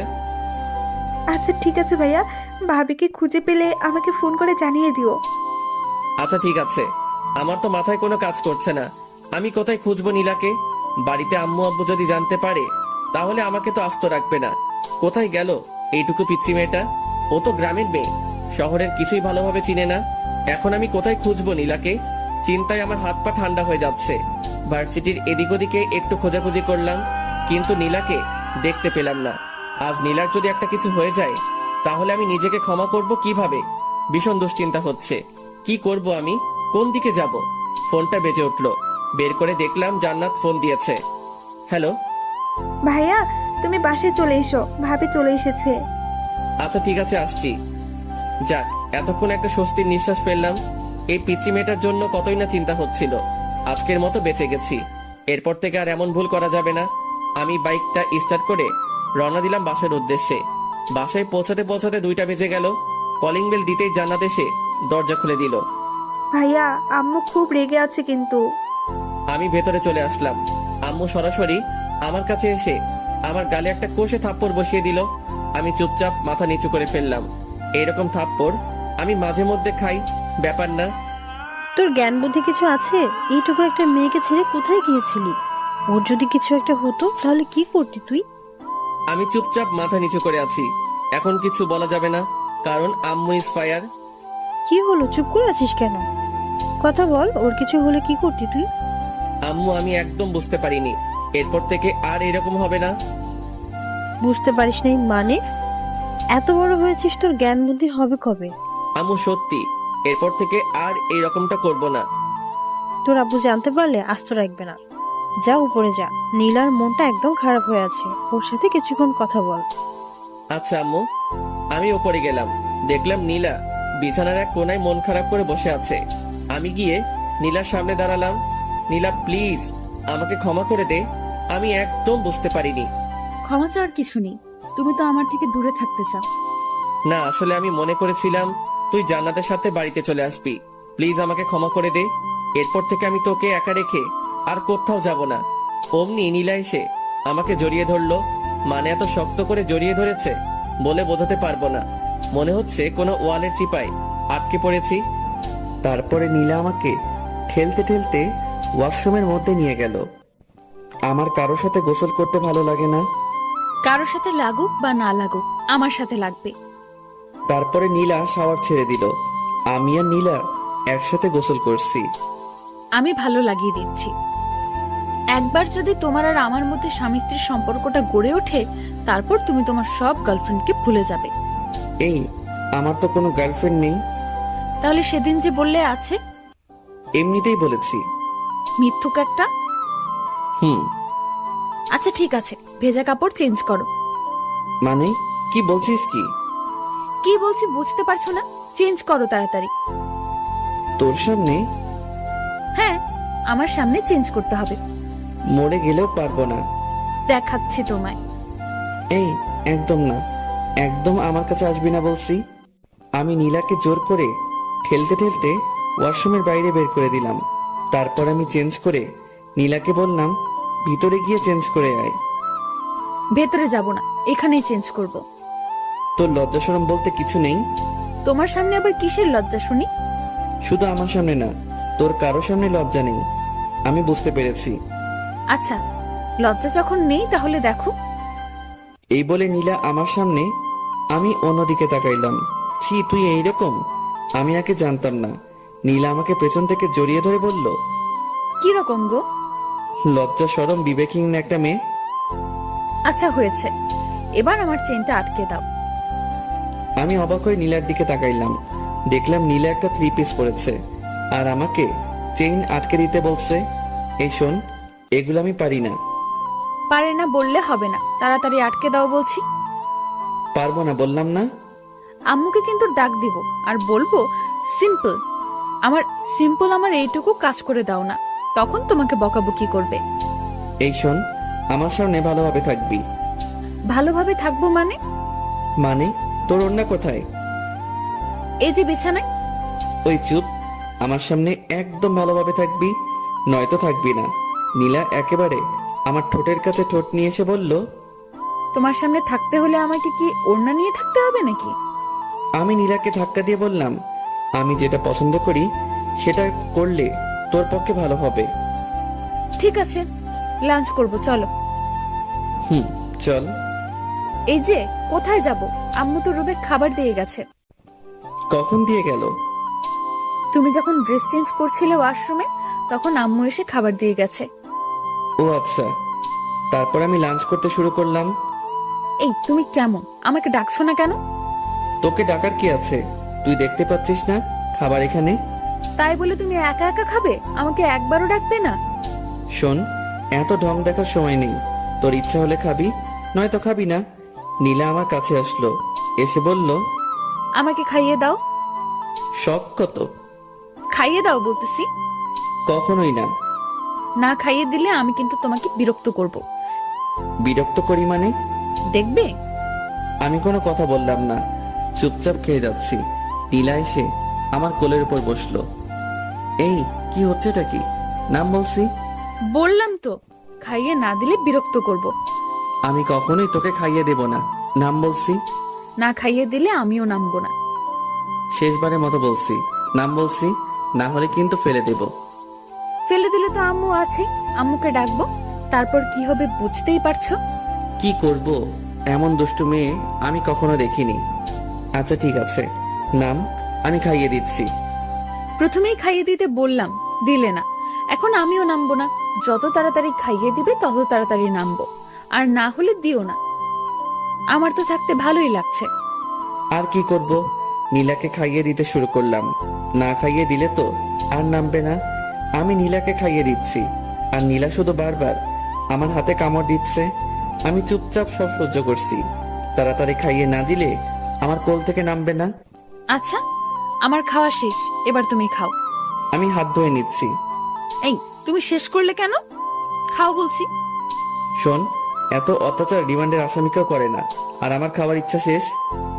তুমি এমন বলো না, আমি তোমাকে আর জ্বালাবো না, প্লিজ তুমি খেয়ে নাও। কোথা শেষ বললাম না? আচ্ছা, আমি তোমাকে খাইয়ে দিচ্ছি। কোনো দরকার নেই। আমি চুপচাপ বিছানায় গিয়ে শুয়ে পড়লাম। আমার কথা শুনলে না তো? আচ্ছা দেখাচ্ছি, আগে প্লেটগুলো পরিষ্কার করে আসি। একটু একটু ঘুম পাচ্ছে, ঘুমিয়ে পড়বো। এই মুহূর্তেই আবার রিমান্ড শুরু। মানে নীলা এসে খুব জোরে দরজা আটকে দিল। এই এত শব্দ করছিস কেন? আর দরজা আটকে দিলি কেন? আমি কখনো দরজা আটকে দেই না। এখন আমি এসেছি, এখন থেকে দরজা আটকে দিতে হবে। আটকে দিতে হবে মানে? না মানে এখন তো আমরা রোম্যান্স করব, যদি কেউ রুমের মধ্যে চলে আসে তাই আটকে দিলাম। শোন, এখন আমি ঘুমাবো, একদম আমাকে বিরক্ত করবি না। বিরক্তি দেখছোটা কি? তুমি তো আমার একটা কথাও শুনো না, এখন তোমাকে দেখাচ্ছি। এই বলে নীলা আমার পেটের উপর উঠে বসলো। দেখ পিচ্ছি, আমাকে বিরক্ত করিস না। আমি না তোমার বউ? আমি ছাড়া তোমাকে কে বিরক্ত করবে, আদর করবে শুনি? লাগবে না তোর কোনো আদর। দেখো, তুমি কি চাও আমি আম্মুকে সব বলে দেই? বলে দেই মানে? এই যে আমাদের মধ্যে কোনো সম্পর্ক গড়ে ওঠেনি, এগুলো আম্মুকে বলে দেই। আমি কোনো কথা বললাম না। দেখো, আমি তোমার ভালোবাসা পাওয়ার চেষ্টা করছি, এমন কিছু করো না যাতে জোর করে সবকিছু আদায় করতে হয়, ঠিক আছে? অন্যদিকে তাকিয়ে শুয়ে রইলাম। নীলা আমার উপর শুয়ে পড়লো। তারপরে শুরু করলো পিচ্চির অত্যাচার। মানে গলায় গালে কিস করতে শুরু করলো, আবার পুরুষত্ব জেগে উঠতে শুরু করলো। আমি অনেক কষ্টে নিজেকে কন্ট্রোল করছি। তারপরে নীলা যা করলো সেটার জন্য মোটেও প্রস্তুত ছিলাম না। নীলা ড্রেস খুলে ফেলেছে। আমি ধাক্কা দিয়ে নীলাকে আমার উপর থেকে সরিয়ে দিলাম। কি হচ্ছে এটা কি এগুলো? না মানে আমার খুব গরম লাগছে। গরম লাগছে ঠিক আছে, তাই বলে এগুলো কেমন অসভ্যতা? নীলা আমার কোনো কথা শুনছে না। আমি ওর কালে একটা চর বসিয়ে দিলাম। ফাইজলামির একটা সীমা থাকা দরকার। তোর অনেক পাগলামি আমি সহ্য করেছি, কিন্তু আর নয়। একটা কথা বলছি, ভালোভাবে শুনে নে। আমি তোকে কখনো আমার বউ হিসেবে মানি না। কথাগুলো বলেই আমি রুম থেকে বেরিয়ে পড়লাম।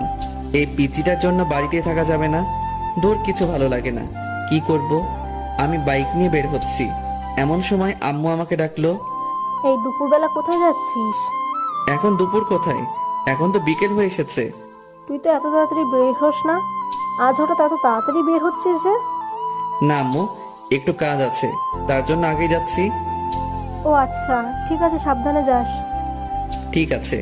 তারপরে আমি বাইক নিয়ে বেরিয়ে পড়লাম বাজারের দিকে। এত সকাল সকাল তো কেউ আসবে না। সবাইকে একটা ফোন করি, তাহলে আসবে। আমি সবাইকে ফোন দিয়ে বাজারে আসতে বললাম। আমি বাজারে পৌঁছাবার কিছুক্ষণ পর সবাই আসলো। তারপরে জমিয়ে আড্ডা দিতে শুরু করলাম। আজ একটু বেশি রাত করে ফেলেছি, মানে 10টা বেজে গেছে। হায় রে, ঘড়ির দিকে খেয়ালই করিনি। আজ যে বাড়িতে গেলে কি হবে?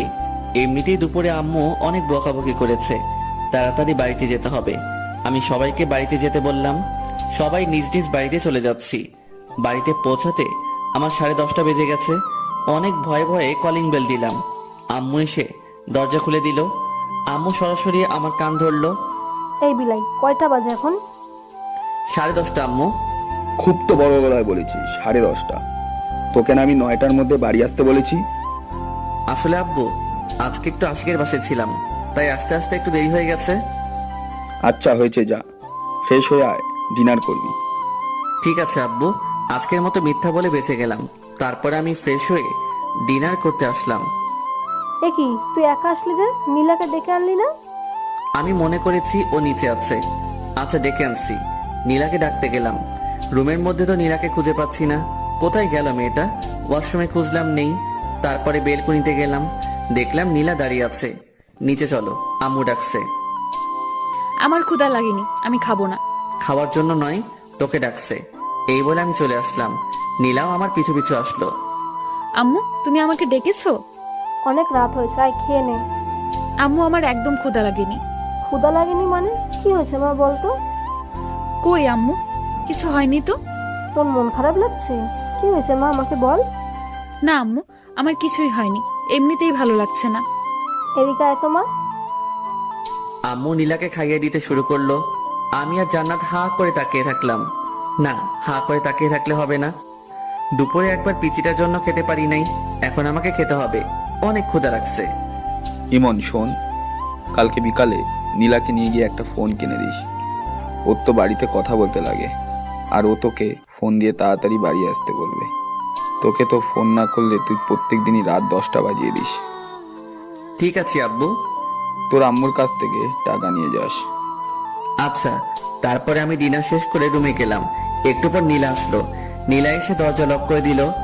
আমি নীলার দিকে তাকাইলাম, কিন্তু ও আমার দিকে তাকালো না। সোজাসুজি বিছানায় এসে অন্যদিকে ঘুরে শুয়ে পড়লো। আমার উপর অভিমান করে আছে হয়তো। তখন ওর গায়ে হাত তোলাটা ঠিক হয়নি। ওকে একবার সরি বলে দেখি। নীলা শোন। নীলা আমার দিকে ঘুরলো, কিন্তু তাকালো না। কিছু বলবে? না, মানে দুপুরে তোর সাথে একটু বাড়াবাড়ি করা হয়ে গেছে, প্লিজ ক্ষমা করে দে। তুমি বাড়াবাড়ির কিছুই করনি, যা করেছো একদম ঠিক করেছো। নীলা প্লিজ এভাবে বলিস না, আমাকে ক্ষমা করে দে। না, ক্ষমার কিছুই নেই। আমারই তো সব দোষ। আমার কপালে তো স্বামীর ভালোবাসা নেই, আছে শুধু চট থাপ্পড়, এগুলোই। আমার উচিত হয়নি জোর করে তোমার ভালোবাসা নেওয়াটা। পিচিটার কথায় কেমন যেন মায়া আছে। ওর কথা শুনে আমি বারবার মায়ায় পড়ে যাই। আমি কি বলবো ভেবে পাচ্ছি না। আমাকে কথা বলার সব রাস্তাই পিচ্চিটা বন্ধ করে দিল। আমি শুয়ে পড়লাম। একটু পর পর নীলার দিকে তাকাচ্ছি, কিন্তু ও আমার দিকে তাকাচ্ছে না। যে মেয়েটা সব সময় জড়িয়ে ধরতো, এটা করতো ওটা করতো, আর আজকে চুপচাপ শুয়ে আছে, ভাবা যায়। কিছুক্ষণ পর আমি ঘুমিয়ে পড়লাম। সকালে ঘুম ভাঙতে ভারী কিছু অনুভব করলাম। চোখ খুলে দেখলাম নীলা আমার বুকের উপরে উঠে ঘুমাচ্ছে। আমি বারবার অবাক হয়ে যাই। ঘুমের মধ্যে এই পিচি মেয়েটা কি নাইবা করে ভেবে পাই না। নীলা ঘুমাচ্ছে, তাই আমি আর ওকে নামিয়ে দিলাম না। আমিও চোখ বন্ধ করে শুয়ে রইলাম। কিছুক্ষণ পর নীলার নড়াচড়া অনুভব করলাম। নীলার হয়তো ঘুমটা ভেঙে গেছে। নীলা আমাকে কয়েকটা কিস করে উঠে গেল।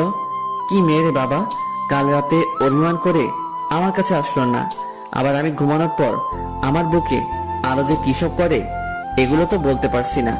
আমি কিছুক্ষণ পর উঠে শাওয়ার নিলাম, তারপর রুমে এসে একটু পড়তে বসলাম। অনেকক্ষণ পর নীলা এসে বলল, ব্রেকফাস্ট করবে চল, আর কলেজে যাওয়ার সময় হয়ে গেছে। আমি নীলার পিছু পিছু ব্রেকফাস্ট করতে গেলাম। ব্রেকফাস্ট শেষ করে রুমে এসে ভার্সিটিতে যাওয়ার জন্য রেডি হচ্ছি। নীলাও এসে রেডি হচ্ছে, ও তো কলেজে যাবে। কিরে, অভিমান কমেনি? না, কমেনি। কিভাবে কমবে? একটা কিস করতে দিলে কমবে। একটাই তো। হুম। আচ্ছা ঠিক আছে, একটার বেশি করবি না কিন্তু। আমার কথা শেষ না করতেই নীলা আমার কাছে এসে রেডি।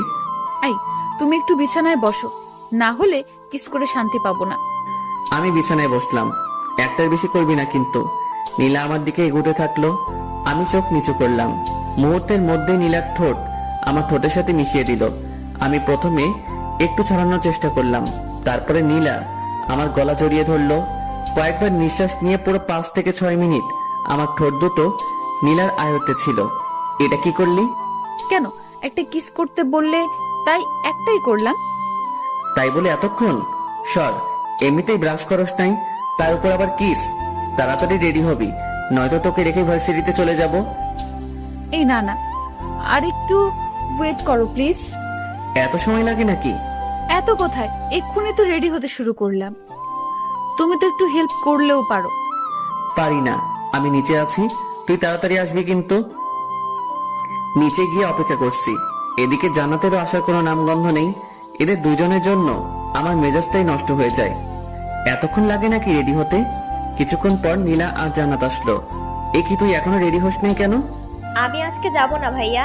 কেন, সমস্যা কি? না, সমস্যা নেই। আজকে আমার কোনো বান্ধবী আসবে না, ফোন করেছিল, তাই আমিও যাব না। আচ্ছা ঠিক আছে। আমি বাইক বের করে স্টার্ট দিলাম, নীলাকে বসতে বললাম। নীলা উঠে বসলো, বসার সাথে সাথে আমাকে জড়িয়ে ধরলো। এই কি হচ্ছে এইসব? পরে যাবো যে, তাই ধরলাম। পরে যাবি, ঠিক আছে। তাই বলে এভাবে ধরতে হবে নাকি? আমি তো পিচ্ছি একটা মেয়ে, এভাবে না ধরলে পড়ে যাব। তুমি চুপচাপ বাইক চালাও তো। তারপরে আমরা দুজন ভার্সিটিতে যেতে লাগলাম। রাস্তার সব মানুষজন আমাদের দিকে তাকাচ্ছে। আমি বাইক থামিয়ে হেলমেট পরলাম, তারপরে আবার যেতে শুরু করলাম। এই, হঠাৎ হেলমেট পরলে যে? তুই যেভাবে জড়িয়ে রয়েছিস, মান সম্মান তো আর রাখবি না, তাই হেলমেট পরলাম, যাতে কেউ চিনতে না পারে। আমি আমার স্বামীকে জড়িয়ে ধরেছি, তাতে মানুষের কি? আমি কোনো কথা বললাম না, সোজাসুজি ভার্সিটির দিকে যেতে থাকলাম। আর এদিকে নীলা একটার পর একটা বকবক করেই যাচ্ছে। কিছুক্ষণ পর আমরা ভার্সিটিতে পৌঁছালাম। বাইক পার্ক করতে সবাই আমার দিকে অবাক দৃষ্টিতে তাকিয়ে আছে। পাশে সামি, আশিক, হাসিব, নাদিয়া, মিম, এরা সবাই ছিল। আমাদের দুজনকে দেখে ওরা একেবারে আমাদের কাছে চলে আসলো। মামা, একেবারে হিরো হিরোইনরা যেভাবে আসে ঠিক সেইভাবেই যে আসছিস ভার্সিটিতে। তাই নাকি? হিরো হিরোইন বানিয়ে দিলি? কেমন আছেন ভাবি? আলহামদুলিল্লাহ ভালো, আপনি? আমাদের আর ভালো থাকা। কেন ভাইয়া, কি হয়েছে? তুমি অত বুঝবে না, বড় হও। ও আচ্ছা। তুই এখন ক্লাসে যা। মা, তুই তো তোর বউয়ের সাথে তুই করে কথা বলিস, এটা কেমন অভ্যাস? তোকে এত বুঝতে হবে না, ও একটা পিচ্ছি। ওকে আমি যা বলবো ওকে তাই শুনতে হবে। এদিকে নীলা আমাকে আম্মুর ভয় দেখায়, আমাকেই ওর সব কথা শুনতে হয়। তাই বলে তুই তোর বউয়ের সাথে এইভাবে কথা বলতে পারিস না? চুপ থাক তুই। এই চল, প্রথম ক্লাস মিস করা যাবে না, প্রথমবার ক্লাস করছি, চল সবাই। আচ্ছা ঠিক আছে চল। তারপর আমরা সবাই ক্লাস করতে গেলাম। নীলাও গেল ক্লাস করতে। আমরা দুইটা ক্লাস করে বাইরে এসে আড্ডা দিচ্ছি, আর নীলা ওদিকে ক্লাস করেই যাচ্ছে। চল বাজারের দিকে যাই, সিগারেট না খেয়ে মাথাটা কেমন চক্কর দিচ্ছে। তোরা না কোনো দিনও ভালো হবি না, বুঝলি? এই, আমি ভালো হয়ে গেছি। তুই ভালো হবি এটাও আমাকে বিশ্বাস করতে হবে। বিশ্বাস অবিশ্বাস তোর কাছে। আমি তো বাজারে যাব না, আর সিগারেটও খাবো না। হতেই পারে বিয়ের পরে তুই সিগারেট খাওয়া ছেড়েই দিতে পারিস, বউয়ের শাসন বলে কথা না রে। বউয়ের শাসন মানে? ওর মতো একটা পিচ্চি মেয়ে আমাকে শাসন করবে? তুই এটা কিভাবে বলতে পারলি? না, হঠাৎ সিগারেট খাওয়া ছেড়ে দিলি তো, তাই আর বললাম। ওই, তুই না কাল রাতে আমাদের সাথে সিগারেট খাইলি? শালা দিলি তো সব শেষ করে। আমি এদেরকে কোন রকম বিশ্বাস করাচ্ছি যে আমি আর খাই না, আর তুই জল ঢেলে দিলি? আমি জানতাম ইমন কোনোদিনও সিগারেট খাওয়া ছাড়বে না, তাই কোনোদিনও ভালোও হবি না তুই, কুত্তা একটা। কি আমাকে কুত্তা বললি? থাম, তোকে দেখাচ্ছি। এই বলে আমি নাদিয়াকে মারতে শুরু করলাম। ওর নরম গালে আস্তে আস্তে চর বসাতে ভালোই লাগে। দিলি তো মেকআপটা নষ্ট করে, যা সর এখান থেকে। আচ্ছা, তোর 2-3 ইঞ্চি মেকআপ আমি ঠিক করে দিচ্ছি, ওয়েট। আমি হাত দিয়ে ঘষে নাদিয়ার মুখ একেবারে এলোমেলো করে দিলাম। একটু সাইডে লক্ষ্য করলাম, দেখলাম নীলা চোখ বড় বড় করে দাঁড়িয়ে আছে। কি রে, তোর ক্লাস শেষ? বাড়িতে চলো। আচ্ছা ঠিক আছে, চল। তারপরে আমরা সবাই নিজ নিজ বাড়িতে যেতে লাগলাম। নীলা দেখছি এবার আমাকে একটুও টাচ করছে না। আবার কি হলো? আসার সময় যেমন দুষ্টামি করছিল, ওর যে একটু পরপর কি হয় কিছুই বুঝতে পারি না। যাই হোক, বাড়ির দিকে যাই। কিছুক্ষণ পর আমরা বাড়িতে পৌঁছলাম। কলিং বেল দিতেই আম্মু দরজা খুলে দিল। আম্মু, তোমার ছেলে আজকে ভার্সিটিতে খুব বাজে কাজ করেছে। কি করেছে রে? তোমার ছেলেকে জিজ্ঞেস করো। এই, কি করেছিস তুই? কই কি করলাম? আমি তো কিছুই করি নাই। মিথ্যা বলছে আম্মু। আচ্ছা, কি করেছে তুই বল তো মা। তোমার ছেলে ভার্সিটির মেয়েদের মেকআপ ঠিক করে দেয় গালে হাত দিয়ে। নীলা এসব কি বলছে? আম্মু, ওইটা আমার বান্ধবী ছিল, আমরা ইয়ার্কি করছিলাম। গায়ে হাত দিয়ে কিসেরই আর কি? ফ্রেন্ডের মধ্যে তো একটু একটু এমন হয়। ঠিক আছে, কিন্তু গায়ে হাত দেওয়া যাবে না। এরপর থেকে যেন এরকম কথা না শুনি। ঠিক আছে আম্মু। তারপর আমি রুমে গেলাম। আমার পিছু পিছু নীলাও রুমে আসলো। এই পিচ্ছি, তুই আম্মুকে বললি কেন? বলবোই তো, 100 বার বলবো। আমাকে বকা খাওয়াতে তোর ভালো লাগে? না, লাগে না। কিন্তু তুমি অন্য মেয়েদের গালে কেন হাত দিবে? ওটা তো আমার ফ্রেন্ড ছিল, ওর সাথে আমি মজা করছিলাম। তুমি মজা করো আর যাই করো, আমার ছাড়া অন্য কোনো মেয়ের গালে বা অন্য কোথাও স্পর্শ করতে পারবে না। কেন, তোর সমস্যা কোথায়? নীলা আমাকে জড়িয়ে ধরলো আর বলল, তুমি শুধু আমার, আমি ছাড়া কেউ তোমার ধারে কাছেও আসতে পারবেন না। ছাড় তো, এখন গোসল করব। ছাড়বো কেন? চলো, আমিও গোসল করব। না, আগে আমি, তারপরে তুই। বললাম না দুজন একসাথে। আমার কথা না শুনলে কি হবে সে তো দেখতেই পেলে একটু আগে। কবে মুক্তি পাবো তোর এই ঝামেলা থেকে? যেদিন আমাকে তোমার আপন করে নেবে সেদিনই তুমি মুক্তি পাবে। কোনো দিনও না। তাহলে কোনোদিনও মুক্তি পাবে না। আমি কোনো কথা না বলে ওয়াশরুমে গেলাম শাওয়ার নিতে। নীলাও আমার পিছু পিছু আসলো। আমি শাওয়ারটা ছেড়ে দিলাম। নীলা এসে আমাকে পেছন দিক থেকে জড়িয়ে ধরলো। গোসল করার সময় এগুলো কি ধরনের ফাজলামি? এগুলো ফাজলামি নয়, এগুলো ভালোবাসা। গোসল করার সময় কেউ ভালোবাসা প্রকাশ করে না। সবার সাথে আমার কোনো মিল নেই। আমার যখন যেটা ভালো লাগে আমি তখন সেটাই করি। তাহলে আমার সাথে কেন এগুলো করিস? তুই জানিস না কোনটা আমার ভালো লাগে আর কোনটা ভালো লাগে না? একবার আমাকে আপন করে নাও, তারপর থেকে তোমার সব কিছু ভালো লাগবে। ছাড়বি তুই আমাকে? একবার শক্ত করে জড়িয়ে ধরো, তাহলে ছাড়বো না। পারবো না, তাড়াতাড়ি ছাড় বলছি। আচ্ছা, এখন জোর করলাম না, কিন্তু লাঞ্চ করার পর আমাকে জড়িয়ে ধরবে, না হলে খবর আছে তোমার। তারপরে আমরা দুজন গোসল শেষ করলাম। এই, আমাকে একটু চিরুনি করে দাও না। মানে, আমি চিরুনি করতে পারি নাকি? পারবে, এদিকে এসো, একটু সাহায্য করো না। আমি কোনোদিনও কাউকে চিরুনি করে দেইনি। আজকে আমাকে দেবে, এসো প্লিজ প্লিজ প্লিজ। কি করব? এই প্রথম নীলার মাথায় চিরুনি করে দিলাম। নীলা তো মহা খুশি। তারপরে আমরা দুজন লাঞ্চ করতে গেলাম। আমি, নীলা, আম্মু, জান্নাত একসাথে লাঞ্চ করলাম। আব্বু কাজের ব্যস্ততায় আসতে পারে নাই। আম্মু আমাকে তোমার মতো রান্না শেখাবে। আচ্ছা, শেখাবো, তুই আগে বড় হয়ে নে। আর কত বড় হব, তুমি আমাকে শিখিয়ে দেবে। আচ্ছা, তোকে সময় করে রান্না করা শেখাবো। আচ্ছা ঠিক আছে।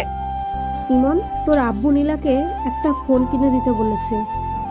আচ্ছা ঠিক আছে, একটা ফোন এনে দেব। ওকে নিয়ে যাবি, একটু তোর সাথে ঘুরবে। কিন্তু আম্মু। কোনো কিন্তু নয়, বিকালে দুজনে যাবি। আচ্ছা ঠিক আছে। তারপর আমি সবার আগে লাঞ্চটা শেষ করে রুমে গেলাম। কি করব আমি? নীলা খুব বাড়াবাড়ি করছে, ওকে নিয়ে আর পারছি না। আচ্ছা, ওকে কি কোনোভাবে ওর বাড়িতে পাঠিয়ে দেওয়া যায় না? দেখি কোনোভাবে সম্ভব হয় কিনা। অমনি নীলা রুমে আসলো, এসে দরজা আটকে দিল। আমি কোনো কথা বললাম না। ওর সাথে আমি কিছুতেই পেরে উঠছি না। কিভাবে পারবো? ও শুধু আম্মু আব্বুর ভয় দেখায়, আর আমি তো আম্মু আব্বুর বিরুদ্ধে যেতে পারবো না। কি ভাবছো গো? ভাবছি কিভাবে তোকে এই বাড়ি থেকে তাড়ানো যায়। বৃথা চেষ্টা করে কোনো লাভ নেই। নীলা আস্তে আস্তে আমার কাছে আসছে।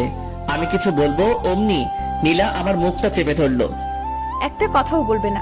আমি যা করব সবকিছুই চুপচাপ সহ্য করবে। তাই বলে আমি চুপ করে আছি, আর এদিকে নীলা আমার উপর অত্যাচার চালাচ্ছে। কখনো লিপ কিস দিচ্ছে, কখনো গালে। একটা সময়ও থেমে থাকছে না। মেনে নিতেও পারছি না, ছেড়ে দিতেও পারছি না। কি করব? ঝুলন্ত অবস্থায় আছি। এভাবে বিকেল পর্যন্ত সহ্য করতে হলো নীলার পাগলামি। এইটুকু একটা পিচ্ছি মেয়ে এত কিছু বোঝে কিভাবে আমি ভেবে পাই না। পিচ্ছি কিন্তু যেগুলো করে মনে হয় কত কত বছরের অভিজ্ঞতা। আমি বিছানা থেকে উঠে ফ্রেশ হতে গেলাম। ঠোঁটার গাল নীলা একেবারে শেষ করে দিয়েছে। এখন আবার যেতে হবে নীলাকে নিয়ে শপিং এ, ফোন কিনতে। এ তো আর একটা ঝামেলা। এইটুকু একটা পিচ্ছি মেয়ের সাথে বেড়াতে আমার একদম ভালো লাগে না। আমি রুমে এসে ফোন টিপতে লাগলাম। আচ্ছা, আমি কি পরবো? শাড়ি পরলে কি ভালো লাগবে? তাড়াতাড়ি রেডি হবি, বেশিক্ষণ অপেক্ষা করতে পারবো না। তুমি সব সময় একটু বেশি কথা বলো। শোনো, আমি নীল শাড়ি পরবো আর তুমি একটা নীল পাঞ্জাবি পরবে, ঠিক আছে? নীলা আলমারি থেকে একটা নীল পাঞ্জাবি বের করলো, আর ওর জন্য নীল শাড়ি। তোকে বললাম না এখন পাঞ্জাবি পরবো না? আমি যখন বলেছি তোমাকে পরতেই হবে। এদিকে এসো তো। নীলা আমার শার্ট খুলে পাঞ্জাবি পরিয়ে দিল। এই, আমাকে শার্টটা পরিয়ে দাও না। আমি পারি না, তুই একা একাই পর। আমি বাইরে যাচ্ছি। এই, তোমাকে বাইরে যেতে বলেছি। এদিকে আসো। তুমি একটু শাড়ির কুচিটা ধরো। কি আর করব? আমি গিয়ে নীলা শাড়ির কুচিটা ধরলাম। এতক্ষণ লাগে নাকি শাড়ি পরতে? তাড়াতাড়ি পর বলছি। তাড়াতাড়ি করছি, একটু ওয়েট করো। আর কতক্ষণ লাগবে? এই তো হয়ে গেছে, এবার কুচিটা দিয়ে দাও। কি? আমি কখনোই পারবো না। তুমি পারবে, তোমার 14 গোষ্ঠী পারবে। তাহলে 14 গোষ্ঠীর কাছ থেকে পরিয়ে নেব। আমি পারবো না। দাও বলছি। তুমি না ছেলে, এত ভয় কিসের তোমার? তাই বলে তোর ওখানে কুচি দিয়ে দেবো নাকি? দেরি হয়ে যাচ্ছে, তাড়াতাড়ি দাও। তারপর আমি কাঁপতে কাঁপতে নীলার কুচিটা দিয়ে দিলাম। নীলা আমার হাত ওর ওখানে চেপে ধরলো। আমি তো লজ্জায় একেবারে শেষ। কিছু বলতে পারছি না, কিছু করতেও পারছি না, শুধু মাথা নিচু করে আছে। এদিকে নীলাও লজ্জায় লাল হয়ে আছে, কিছু বলতে পারছে না, শুধু মুচকি হাসছে। এভাবে নীরবময় কিছু মুহূর্ত কাটলো। কিছুক্ষণ পর আমি হাতটা সরিয়ে নিলাম আর অন্যদিকে তাকালাম।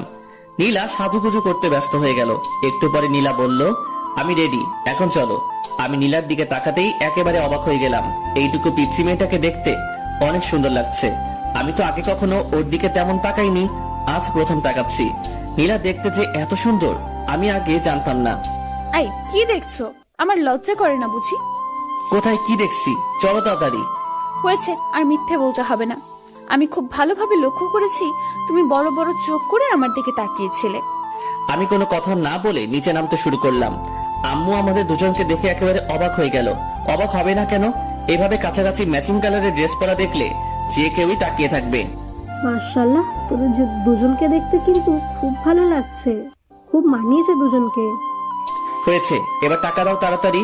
আমি আম্মুর কাছ থেকে টাকা নিয়ে বাইক বের করছি। এমন সময় নীলা বলল, আজ আমরা বাইকে যাব না, রিকশায় যাব। তোমার ইচ্ছে হলে তুমি আমার পিছু পিছু রিক্সা নিয়ে আসতে পারো।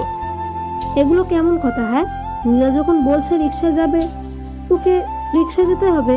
যা, রিকশায় করে যা। আম্মু, আমার রিক্সায় যেতে একদম ভালো লাগে না।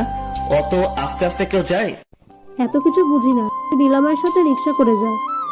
আচ্ছা ঠিক আছে আম্মু। তারপরে আমি আর নীলা বেরিয়ে পড়লাম। বাড়ির সামনে কিছুক্ষণ দাঁড়াতে একটা রিক্সা আসলো। আমরা রিক্সায় উঠলাম। নীলা আমার কাঁধে মাথা রেখে বক বক করে যাচ্ছে। আমি কোনো কথা বলছি না, চুপচাপ বসে আছি। কিছু বলো, চুপ করে আছো কেন? তোর সাথে কথা বলতে ইচ্ছে করে না? তো কার সাথে কথা বলতে ইচ্ছে করে? তুই চুপ করে থাকতো।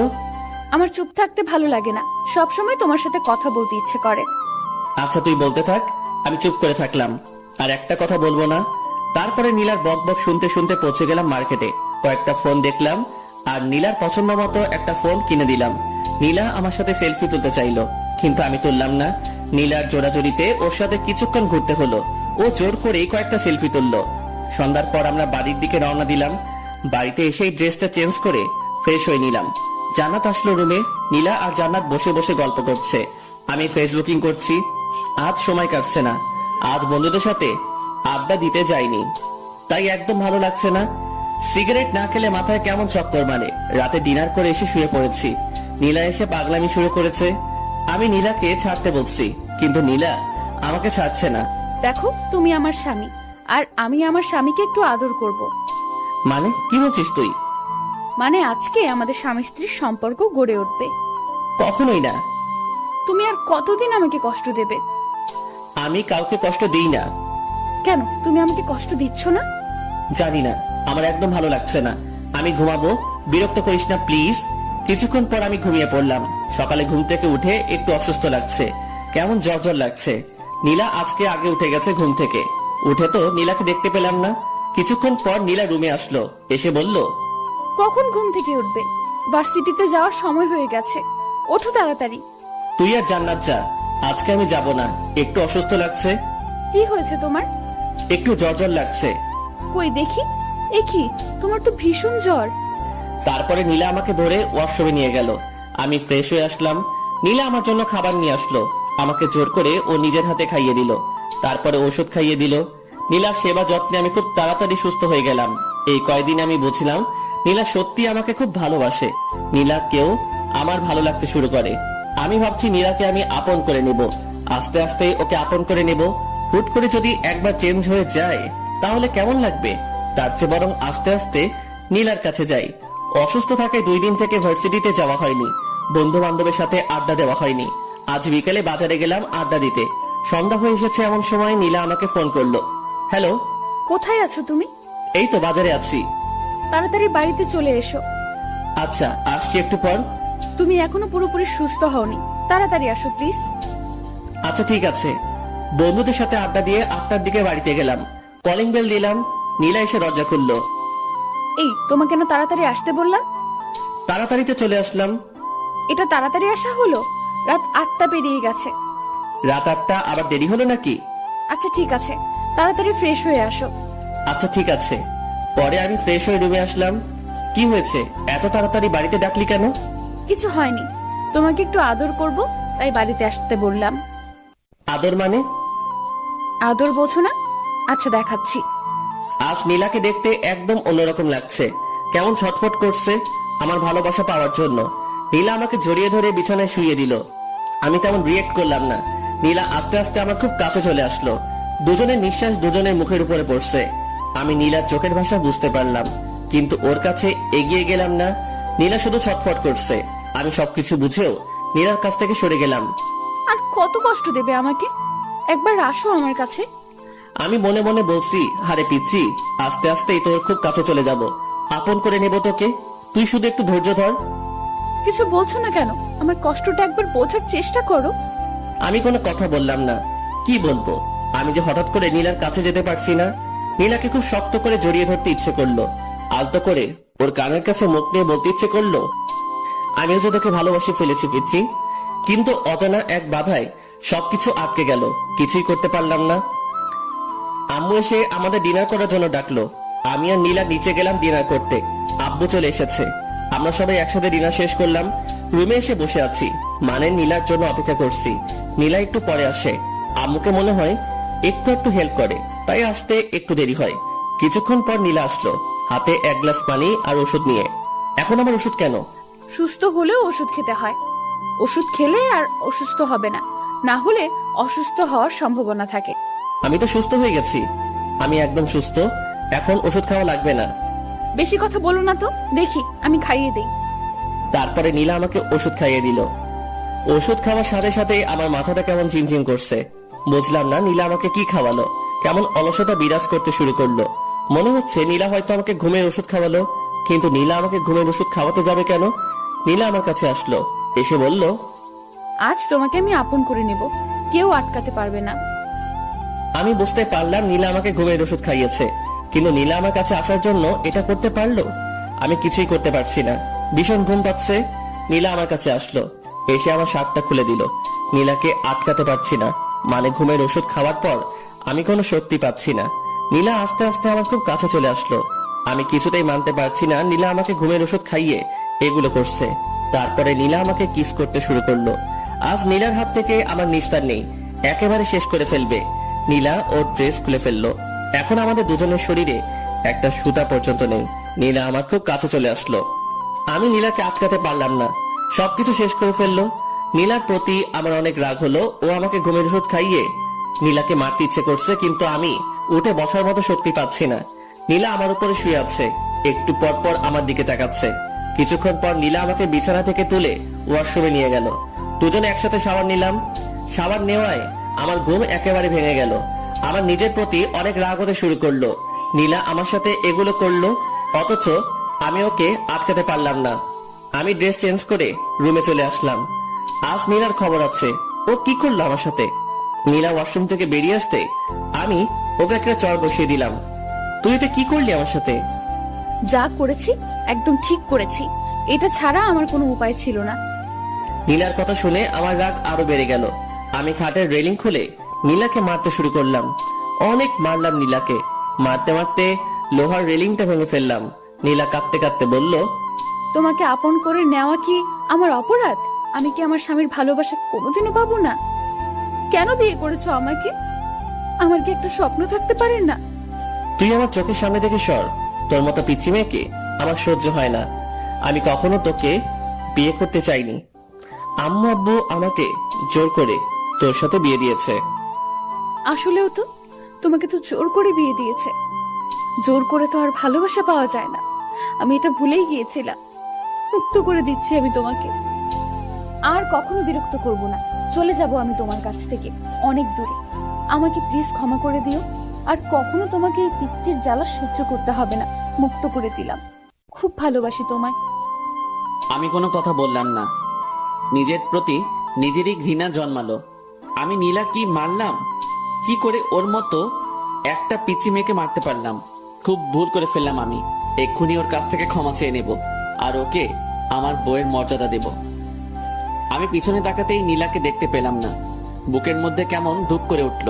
রুমের মধ্যে নীলাকে খুঁজলাম, কিন্তু পেলাম না। ওয়াশরুমে গেছে হয়তো। ওয়াশরুমে গেলাম, কিন্তু নীলাকে পেলাম না। কোথায় গেল নীলা? আমি বেলকনিতে গেলাম, কিন্তু নীলাকে পেলাম না। আমি নিচে গিয়ে নীলাকে ডাকতে লাগলাম। আমি সারা বাড়িতে খুঁজে নীলাকে পাচ্ছি না। আমার চিৎকার করে ডাকায় আম্মু আব্বু জান্নাত এরা সবাই বেরিয়ে আসলো। কি হয়েছে? এত জোরে জোরে নীলাকে ডাকছিস কেন? কোথায় গিয়েছে ও? আম্মু, আমি নীলাকে খুঁজে কোথাও পাচ্ছি না। পাচ্ছি না মানে? কোথায় যাবে এত রাতে? বাড়িতে আছে, দেখ ওয়াশরুমে গেছে হয়তো। না আম্মু, ওয়াশরুমে আমি খুঁজেছি, সারা বাড়িতে নীলাকে খুঁজতেছি, কিন্তু কোথাও পাচ্ছি না। কি বলছিস? কি কিছু হয়েছে তোদের মধ্যে? তারপর আমি সব ঘটনা খুলে বললাম। মানে নীলাকে বউয়ের অধিকার দেইনি, এসব কথা বললাম। তুই এটা কিভাবে করতে পারলি? যেখান থেকে পারিস তাড়াতাড়ি নীলাকে নিয়ে আয়। আনবো আম্মু, আমি নীলাকে খুঁজে আনবো। আমি নীলাকে কোথাও যেতে দেব না। তারপর আমি বাড়ি থেকে বেরিয়ে পড়লাম নীলাকে খুঁজতে। কোথায় খুঁজবো আমি নীলাকে? কোথায় গেল মেয়েটা? আশেপাশে অনেক খোঁজাখুঁজি করলাম, কিন্তু নীলাকে কোথাও পেলাম না। চোখ দিয়ে জল গড়িয়ে গড়িয়ে পড়ছে। নিজেকে ভীষণ অপরাধী মনে হচ্ছে। আমার কান্না কোনোভাবে থামছে না। আমি নীলাকে খুঁজতে খুঁজতে রাস্তার মাঝখানে চলে আসি। এমন সময় একটা মিনি ট্রাক এসে আমাকে ধাক্কা দেয়। 3 দিন পর আমার জ্ঞান ফেরায়। আমি নিজেকে হাসপাতালে আবিষ্কার করলাম। আশেপাশে লক্ষ্য করলাম, দেখলাম আম্মু চেয়ারে বসে আছে। আম্মু, আমি এখানে কেন? 3 দিন আগে একটা ট্রাকের সঙ্গে তুই অ্যাক্সিডেন্ট করেছিলি। আমার সবকিছু মনে পড়ে গেল। আমি উঠে বেরিয়ে যেতে লাগলাম। আম্মু আমাকে আটকালো। কোথায় যাচ্ছিস তুই? আম্মু, নীলাকে খুঁজে বের করতে হবে। নীলাকে সবাই খুঁজছে, তুই এখন অনেক অসুস্থ, তোকে এখন যাওয়া লাগবে না। না আম্মু, নীলাকে আমি খুঁজতে যাব। নীলার সাথে আমি খুব অন্যায় করেছি। ওকে যেখান থেকে হোক আমাকে খুঁজে বের করতেই হবে। আচ্ছা ঠিক আছে, আগে সুস্থ হয়ে নে, তারপর খুঁজিস। আর শোন, নীলা হয়তো বা অ্যাক্সিডেন্ট করেছে। অ্যাক্সিডেন্ট করেছে মানে? কোথায় নীলা? তোমরা কিভাবে জানলে? আমাদের বাসা থেকে একটু সামনেই সেদিন রাতে আরও একটা অ্যাক্সিডেন্ট হয়েছিল, আর ওটা নীলাই ছিল, কারণ ওখানে নীলার রক্তাক্ত ওড়না পাওয়া গেছে। নীলার অ্যাক্সিডেন্টের কথা শুনে আমার বুকের ভিতর কেমন যেন করছে। নীলার কিছু হয়নি তো? কেমন আছে? কোথায় আছে? তুই কোনো চিন্তা করিস না, আশেপাশে সব হাসপাতালে খবর নেওয়া হচ্ছে, নীলাকে খুব তাড়াতাড়ি পাওয়া যাবে। আম্মুর কথায় একটু স্বস্তি পেলাম, কিন্তু থাকতে পারছি না। না, আমাকে এখন নীলাকে খুঁজতে যেতে হবে। আমি কারো উপরে ভরসা পাচ্ছি না। আমি নিজে নীলাকে খুঁজে বের করব। আমি কারো কথা না শুনে হাসপাতাল থেকে বেরিয়ে পড়লাম। আশেপাশে আমি নীলাকে খুঁজতে শুরু করলাম। আমি কয়েকটা হাসপাতালে খোঁজ নিলাম, কিন্তু ওরা কেউ নীলার ব্যাপারে কিছু বলতে পারলো না। আমার মাথায়, হাতে, পায়ে সব জায়গায় ব্যান্ডেজ।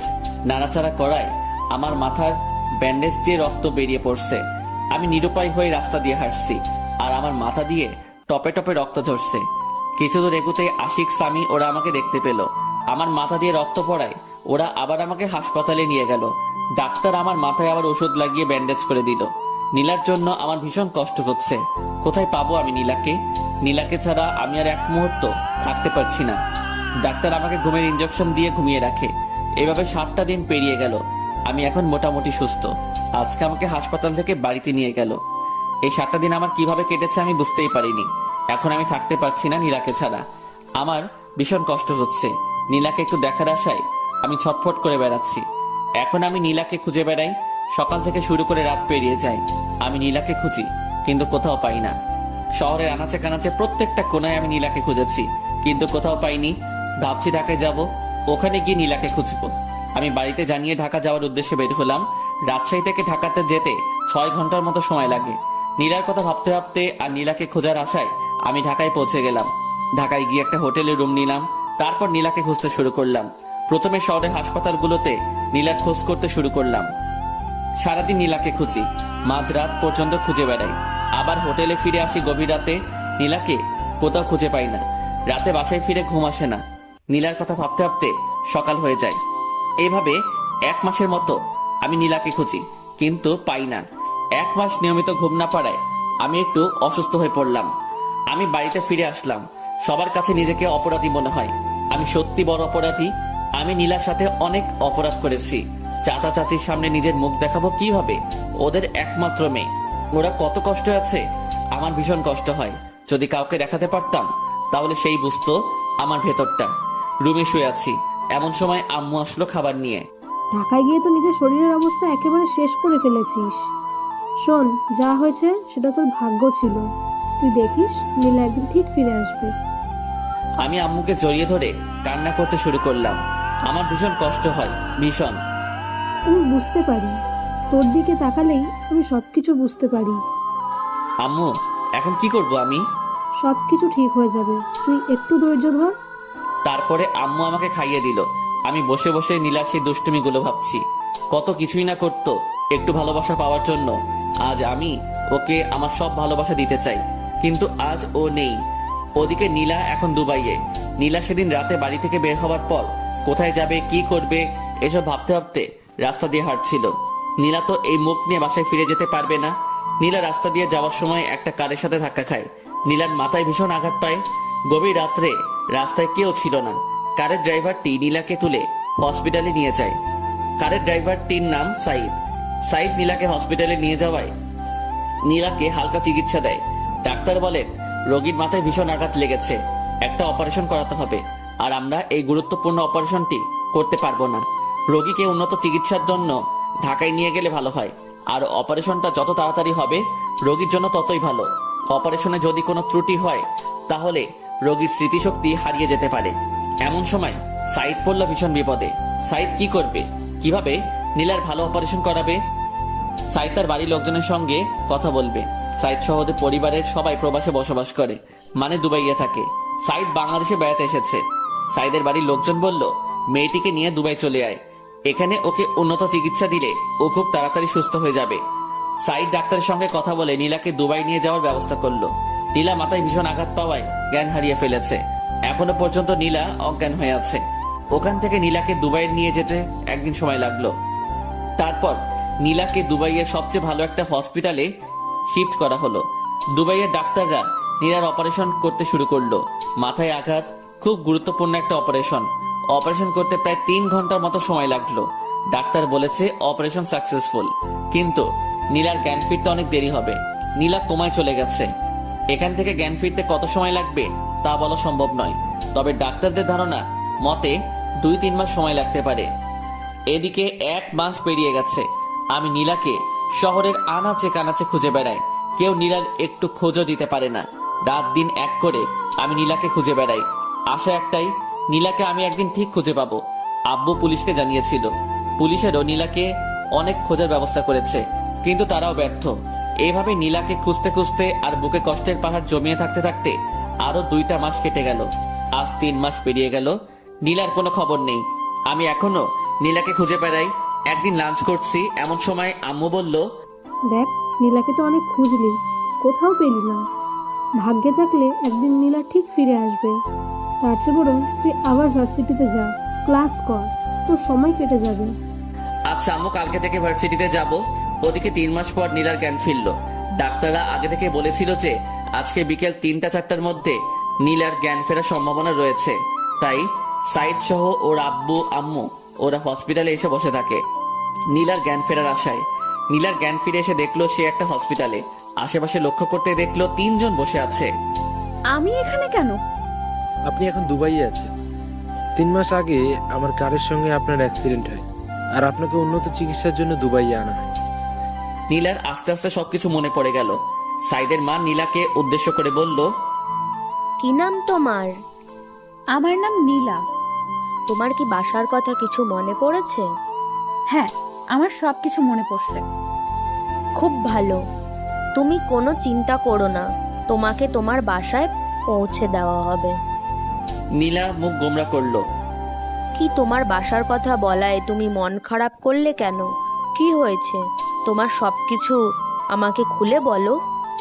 তারপরে নীলা সবকিছু খুলে বলল।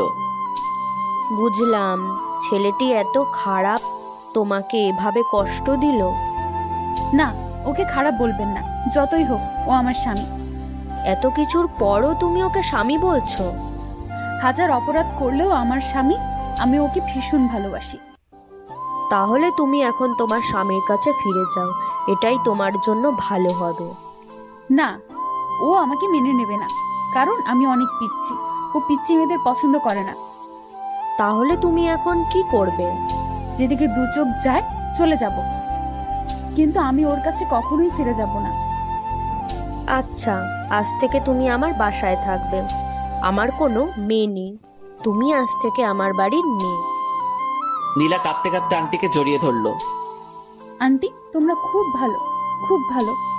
আচ্ছা, আমাকে আন্টি বলে ডাকবে না, আজ থেকে আমাকে আম্মু বলে ডাকবে, ঠিক আছে? ঠিক আছে আম্মু। আরো 7 দিন পর নীলা পুরোপুরি সুস্থ হওয়ায় নীলাকে সাইদের বাসায় নিয়ে যাওয়া হলো। নীলা এখন নতুন বাবা মা পেল। এদিকে আমি ভার্সিটিতে যাওয়া শুরু করেছি। ভার্সিটিতে গিয়ে নিয়মিত ক্লাস করি। নীলার স্মৃতি আঁকড়ে আজও নীলাকে খুঁজে বেড়াই। নীলা সেই রক্তমাখা ওড়নাটা এখনো আমার কাছে আছে। ওড়নাটা সব সময় আমার কাছে রাখি। সেই রক্তমাখা ওড়না, এখন তো আর রক্ত নেই, সাদা ওড়না, লাল লাল সব দাগ আছে। সাইদের বাবার একটা নিজস্ব কোম্পানি আছে। নীলা সব সময় বাড়িতে বসে থাকে, তাই নীলা ওর নতুন আম্মুকে অনেক বুঝিয়ে ওদের কোম্পানিতে যায়। ওখানে নীলাকে সবাই ম্যাডাম বলে সম্মান দেয়। নীলার এগুলো শুনতে খুব ভালো লাগে, তাই নীলা নিয়মিত অফিসে গিয়ে বসে থাকে। বসে বসে অফিসে বিভিন্ন কাগজপত্র সিরিয়াল করে। এভাবে চলতে থাকে আমার এবং নীলার 2 দিকে 2 পৃথিবী। নীলার একদিন হঠাৎ খুব বমি হয় আর সে মাথা ঘুরে পড়ে যায়। ডাক্তার নীলাকে চেক আপ করে বলে নীলা প্রেগনেন্ট। সেদিন রাতে আমাদের মিলন হয়, যার ফলে নীলা আজ প্রেগনেন্ট। নীলার বাচ্চাটিকে নষ্ট করে ফেলতে বলি, কিন্তু নীলা রাজি হয় না। নীলা মনে মনে ভীষণ খুশি। নীলা প্রেগনেন্ট এটা শুনে নীলা খুশি। মেয়েরা প্রেগনেন্টের কথা শুনলে এমনিতে অনেক খুশি হয়। নীলার আম্মু নীলাকে অনেক সেবা যত্ন করে। এদিকে আমার অনার্স 2য় বর্ষের পরীক্ষা শুরু হয়ে যায়। আমি ঠিক মতো পরীক্ষা দেই। পরীক্ষা শেষ হতে 2 মাসের মতো সময় লাগলো। দেখতে দেখতে আরো 4টা মাস কেটে গেল। আমি এখন অনার্স 3য় বর্ষে উঠে গেছি। সময় আমার কিছুতেই কাটে না। নীলার স্মৃতি আঁকড়ে এখনো বেঁচে আছি। ওদিকে নীলা প্রেগনেন্ট প্রায় 10 মাস হয়ে এসেছে। নীলাকে একটা হসপিটালে ভর্তি করানো হয়েছে। নীলা মা হতে চলেছে। নীলার মধ্যে এক অন্যরকম খুশি বিরাজ করছে। ডাক্তারের পরামর্শ অনুযায়ী দুপুরের দিকে নীলার সার্জারি করা হয়। আলহামদুলিল্লাহ, পুত্র সন্তান, মা ছেলে দুজনেই সুস্থ আছে। নীলা তার বাচ্চাকে পেয়ে অনেক খুশি। এদিকে আমি আজকে ভার্সিটিতে যাইনি। মনের মধ্যে কেমন যেন করছে। আসলে রক্তের টান থাকলে যেটা হয়, আজকে খুব শুধু নীলার কথা মনে পড়ছে। এভাবে চলতে চলতে আরো 3টা বছর কেটে যায়। আমার বিসিএস কমপ্লিট। আম্মু আব্বু আমাকে কোনো চাকরি বাকরি করতে দেয়নি। নিজেদের ব্যবসা সামলাতে হবে।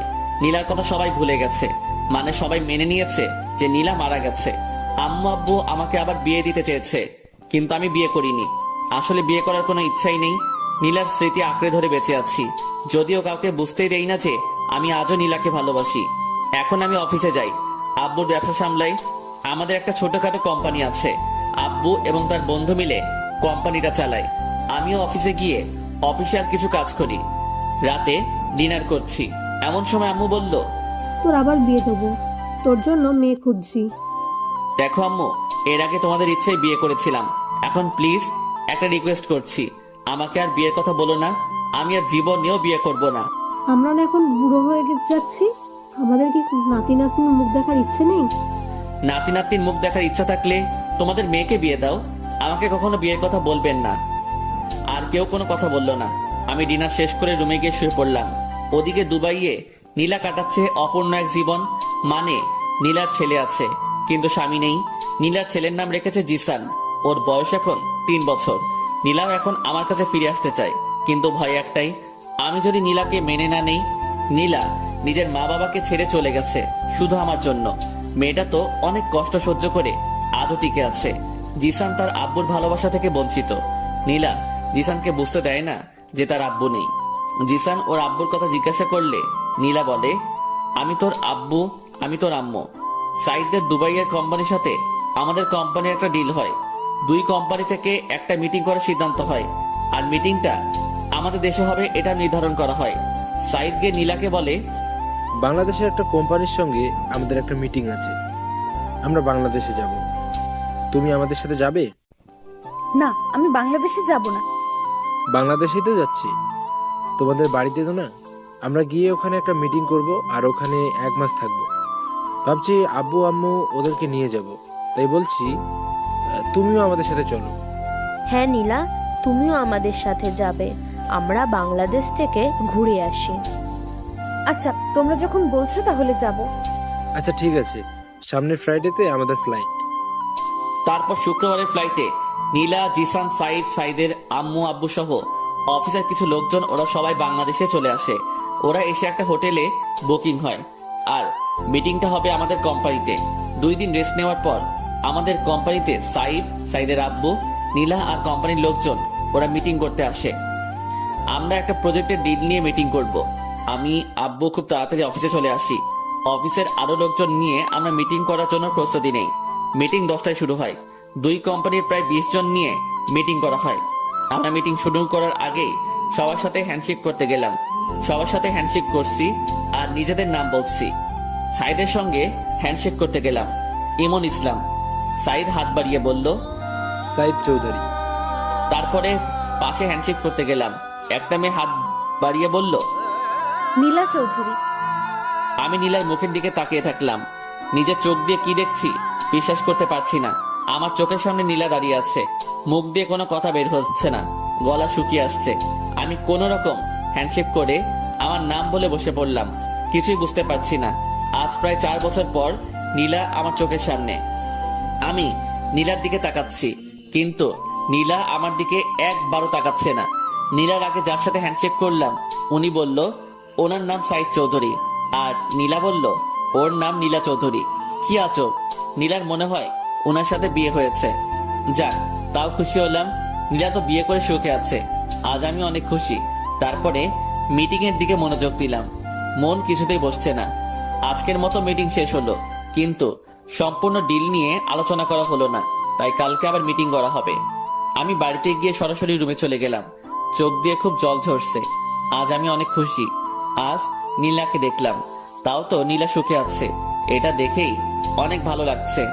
পরের দিন আমি খুব তাড়াতাড়ি অফিসে চলে গেলাম। এমন সময় সাইদের একটা ফোন আসলো। সাইদ একটু সাইডে গিয়ে ফোনটা রিসিভ করলো। নীলা আমাকে উদ্দেশ্য করে বলল, কেমন আছেন মিস্টার রিমন? হ্যাঁ ভালো আছি, আপনি? আমিও খুব ভালো আছি। তা আপনার বড় ওয়াইফ কেমন আছে? মানে? না, আপনার তো পিচ্চি পছন্দ হয় না, তাই বলছি আপনার বড় ওয়াইফ কেমন আছে? আমার কোনো বড় ওয়াইফ নেই।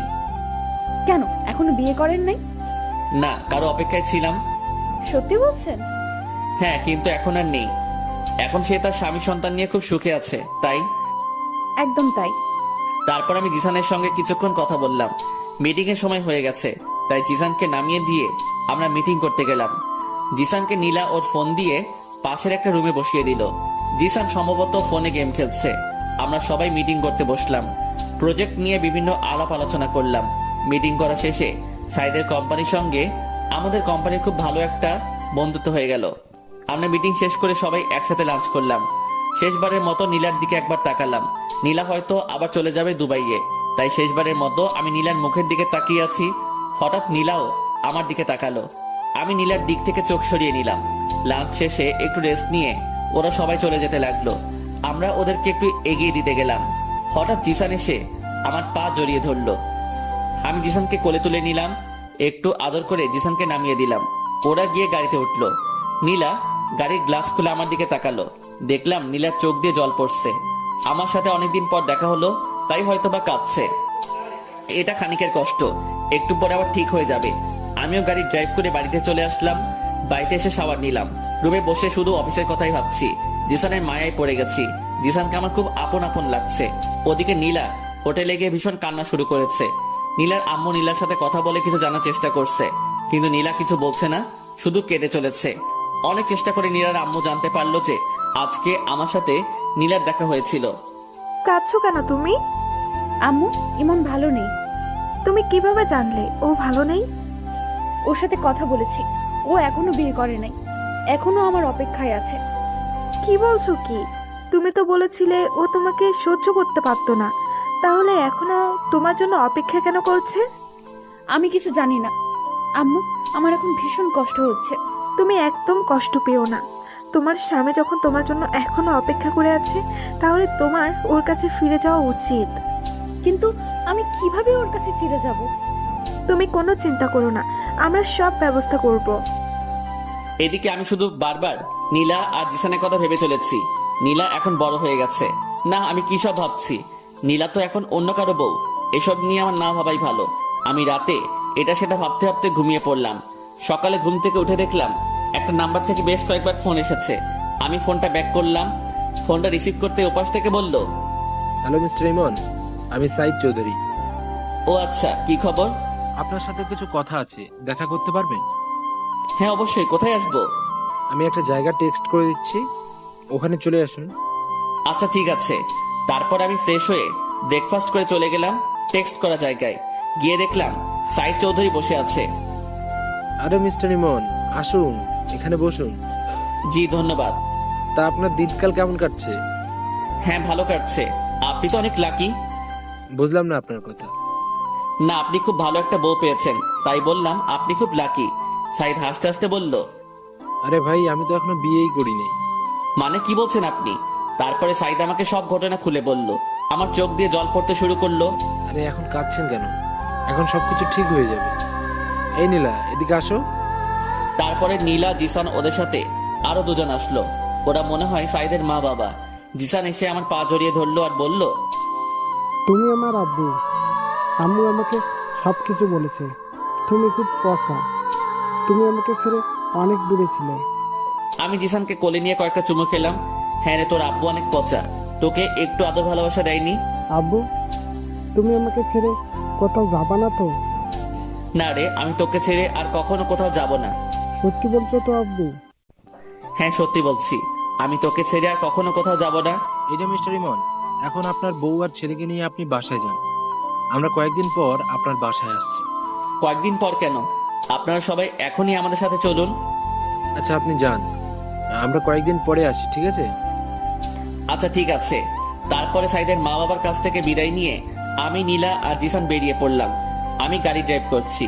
পাশের সিটে নীলা বসেছে। আমাদের মাঝখানে জিসান আছে। নীলা এখন আমার সাথে কথা বলছে না। আমি নীলার দিকে তাকাচ্ছি, কিন্তু কোনো কথা বলছি না। জিসানের সাথে সাথে একটার পর একটা কথা বলে যাচ্ছে। কিছুক্ষণ পর আমরা বাড়িতে পৌঁছে গেলাম। কলিং বেল দিলাম। আম্মু এসে দরজা খুলে দিল। নীলা এবং আম্মু দুজন দুজনের দিকে তাকিয়ে আছে। কেউ কোনো কথা বলছে না। নীলা সরাসরি গিয়ে আম্মুর পা জড়িয়ে ধরলো আর বলল, আম্মু, তুমি আমাকে ক্ষমা করে দাও। আম্মু কিছু বলছে না, কথা বলার ভাষা হারিয়ে ফেলেছে। আম্মু এবং নীলা দুজনেই কান্না করে চলেছে। একটু পর জান্নাত আর আব্বু আসলো। নীলা আব্বুর পা জড়িয়ে কান্না করতে লাগলো। তারপরে নীলা সবকিছু খুলে বলল, এতদিন কোথায় ছিল, কি করছিল। তারপরে জিসানকে নিয়ে সবাই মাতামাতি শুরু করে দিল। একবার আম্মুর কোলে, একবার আব্বুর কোলে, একবার জান্নাত নিয়ে টানাটানি করছে, কখন কোন দিকে যাচ্ছে কিছুই বোঝা যাচ্ছে না। তারপরে আব্বু চাচা আর চাচিকে ফোন দিয়ে আসতে বলল। আব্বু বলল সারপ্রাইজ আছে। ইমন, তুই নীলাকে নিয়ে উপরে যা, আর দাদু ভাই আমার কাছে থাকবে। তারপরে আমি আর নীলা ওপরে গেলাম। উপরে গিয়ে আমি নীলাকে জড়িয়ে ধরলাম। এই পিচ্ছি, তুই এতদিন আমাকে ছেড়ে কিভাবে থাকতে পারলি? এই শোনো, এখন আমি আর পিচ্ছি নেই, আমি এখন অনেক বড় হয়ে গেছি। তাই তো দেখছি, তুই অনেক বড় হয়ে গেছিস। শোনো, এখন আর তুই করে বলবে না, এখন থেকে আমাকে তুমি করে বলবে, ঠিক আছে? আচ্ছা ঠিক আছে। জানো তোমাকে ছাড়া থাকতে আমার কত কষ্ট হয়েছে? হ্যাঁ বুঝতে পেরেছি। তুমি আমার সাথে যে সেদিন রাতে ওভাবে ওইসব না করলে এসব কিছুই হতো না। আমিও তোমাকে ভালোবেসে ফেলেছিলাম, আস্তে আস্তে তোমাকে মেনে নিতাম। সেটা বুঝতে পেরেছি, তুমি এতদিন আমার জন্য অপেক্ষা করছো। তুমি অনেক কষ্ট সহ্য করেছো। তুমিও তো আমার জন্য অনেক কষ্ট সহ্য করেছো। হঠাৎ জিসান এসে আব্বু বলে ডাক দিল। কি হয়েছে আব্বু? তুমি আমার আম্মুকে জড়িয়ে ধরে কি করছিলে? কই, কখন জড়িয়ে ধরলাম? না, আমি দেখেছি। না, তোমার আম্মু পড়ে যাচ্ছিল তাই তোমার আম্মুকে ধরেছি। ও, তাহলে ঠিক আছে। তারপর আমি জিসানকে কোলে নিয়ে গল্প করতে শুরু করলাম। দুপুরে লাঞ্চ করে এসে আমি, জিসান, নীলা তিনজন শুয়ে দুষ্টামি করছি। এভাবে দুষ্টামি করতে করতে বিকেল হয়ে আসলো। কিছুক্ষণ পর জান্নাত এসে বলল, ভাবি গ্রাম থেকে তোমার আম্মু আব্বু এসেছে। নীলা দৌড়ে ওর আম্মু আব্বুর কাছে গিয়ে ওদের পা চড়িয়ে ক্ষমা চাইতে লাগলো। নীলাকে পেয়ে ওর আম্মু আব্বু ভীষণ খুশি। আর খুশি হবে না কেন, একমাত্র মেয়ে বলে কথা। প্রত্যেকটা মা বাবা তার মেয়েকে খুব ভালোবাসে। তারপরে আমরা সবাই গল্প করতে করতে রাত হয়ে আসলো। রাতে সবাই একসাথে ডিনার করে নিলাম। রাতে আমি, নীলা আর জিসান রুমে বসে আছি। এমন সময় জান্নাত আসলো। জিসান, আজকে তুমি আমার সাথে থাকবে। কেন আন্টি? আজকে আমি আমার আব্বুর সাথে আজকে তো তোমার আব্বুর সাথে থাকা যাবে না, আজকে তোমার আব্বু আর আম্মু একসাথে থাকবে। হ্যাঁ জিসান, তোমার আন্টি ঠিকই বলেছে, আজকে তোমাকে আমাদের সাথে নেব না, কাল থেকে তুমি আমাদের সাথে থাকবে। আচ্ছা আম্মু, তুমি যখন বলছো তাহলে আমি আন্টির সাথে থাকবো। তারপরে জিসান আমাকে আর নীলাকে কয়েকটা চুমু দিয়ে ওর আন্টির সাথে চলে গেল। নীলা গিয়ে রুমের দরজা আটকে দিল। নীলা আমার দিকে তাকাচ্ছে আর মুচকি হাসছে। হাসছো কেন? শোনো, আমার আরেকটা বেবি লাগবে। ও মা, আরেকটা? হ্যাঁ, আরেকটা। এবার একটা মিষ্টি মেয়ে লাগবে। তোমার মিষ্টি মেয়ে লাগবে? তাহলে আমাকে বলছো কেন? ওই, তুমি জানো না তোমাকে কেন বলছি? না, আমি তো জানি না। দেখো, নাটক করো না। আচ্ছা ঠিক আছে। তারপরে আমি নীলাকে বিছানায় শুয়ে দিলাম। আমি আস্তে আস্তে নীলার কাছে গেলাম। নীলাকে কিস করতে শুরু করলাম। নীলার গালে, মুখে, গলায় কিস বসাতে শুরু করলাম। শুধু কি কিস করলে হবে নাকি, অন্য কিছু করবে? এত ব্যস্ত হচ্ছ কেন? আমার এক্ষুনি লাগবে। আচ্ছা ঠিক আছে। তারপরে আমি নীলার ড্রেস খুলে, আপনারা কি শুনছেন? হ্যাঁ, আর কিছু শোনার নেই। তারপরে আমি আর নীলা সুখের সাগরে ভাসতে থাকলাম, যেখান থেকে আর কখনো ফিরে আসবো না। এইভাবে আমাদের সুখের জীবন কাটতে থাকলো। সমাপ্ত। প্রতিদিন ভালোবাসার নতুন নতুন গল্প পেতে চ্যানেলটি সাবস্ক্রাইব করে পাশে থাকা বেল বাটনে ক্লিক করুন।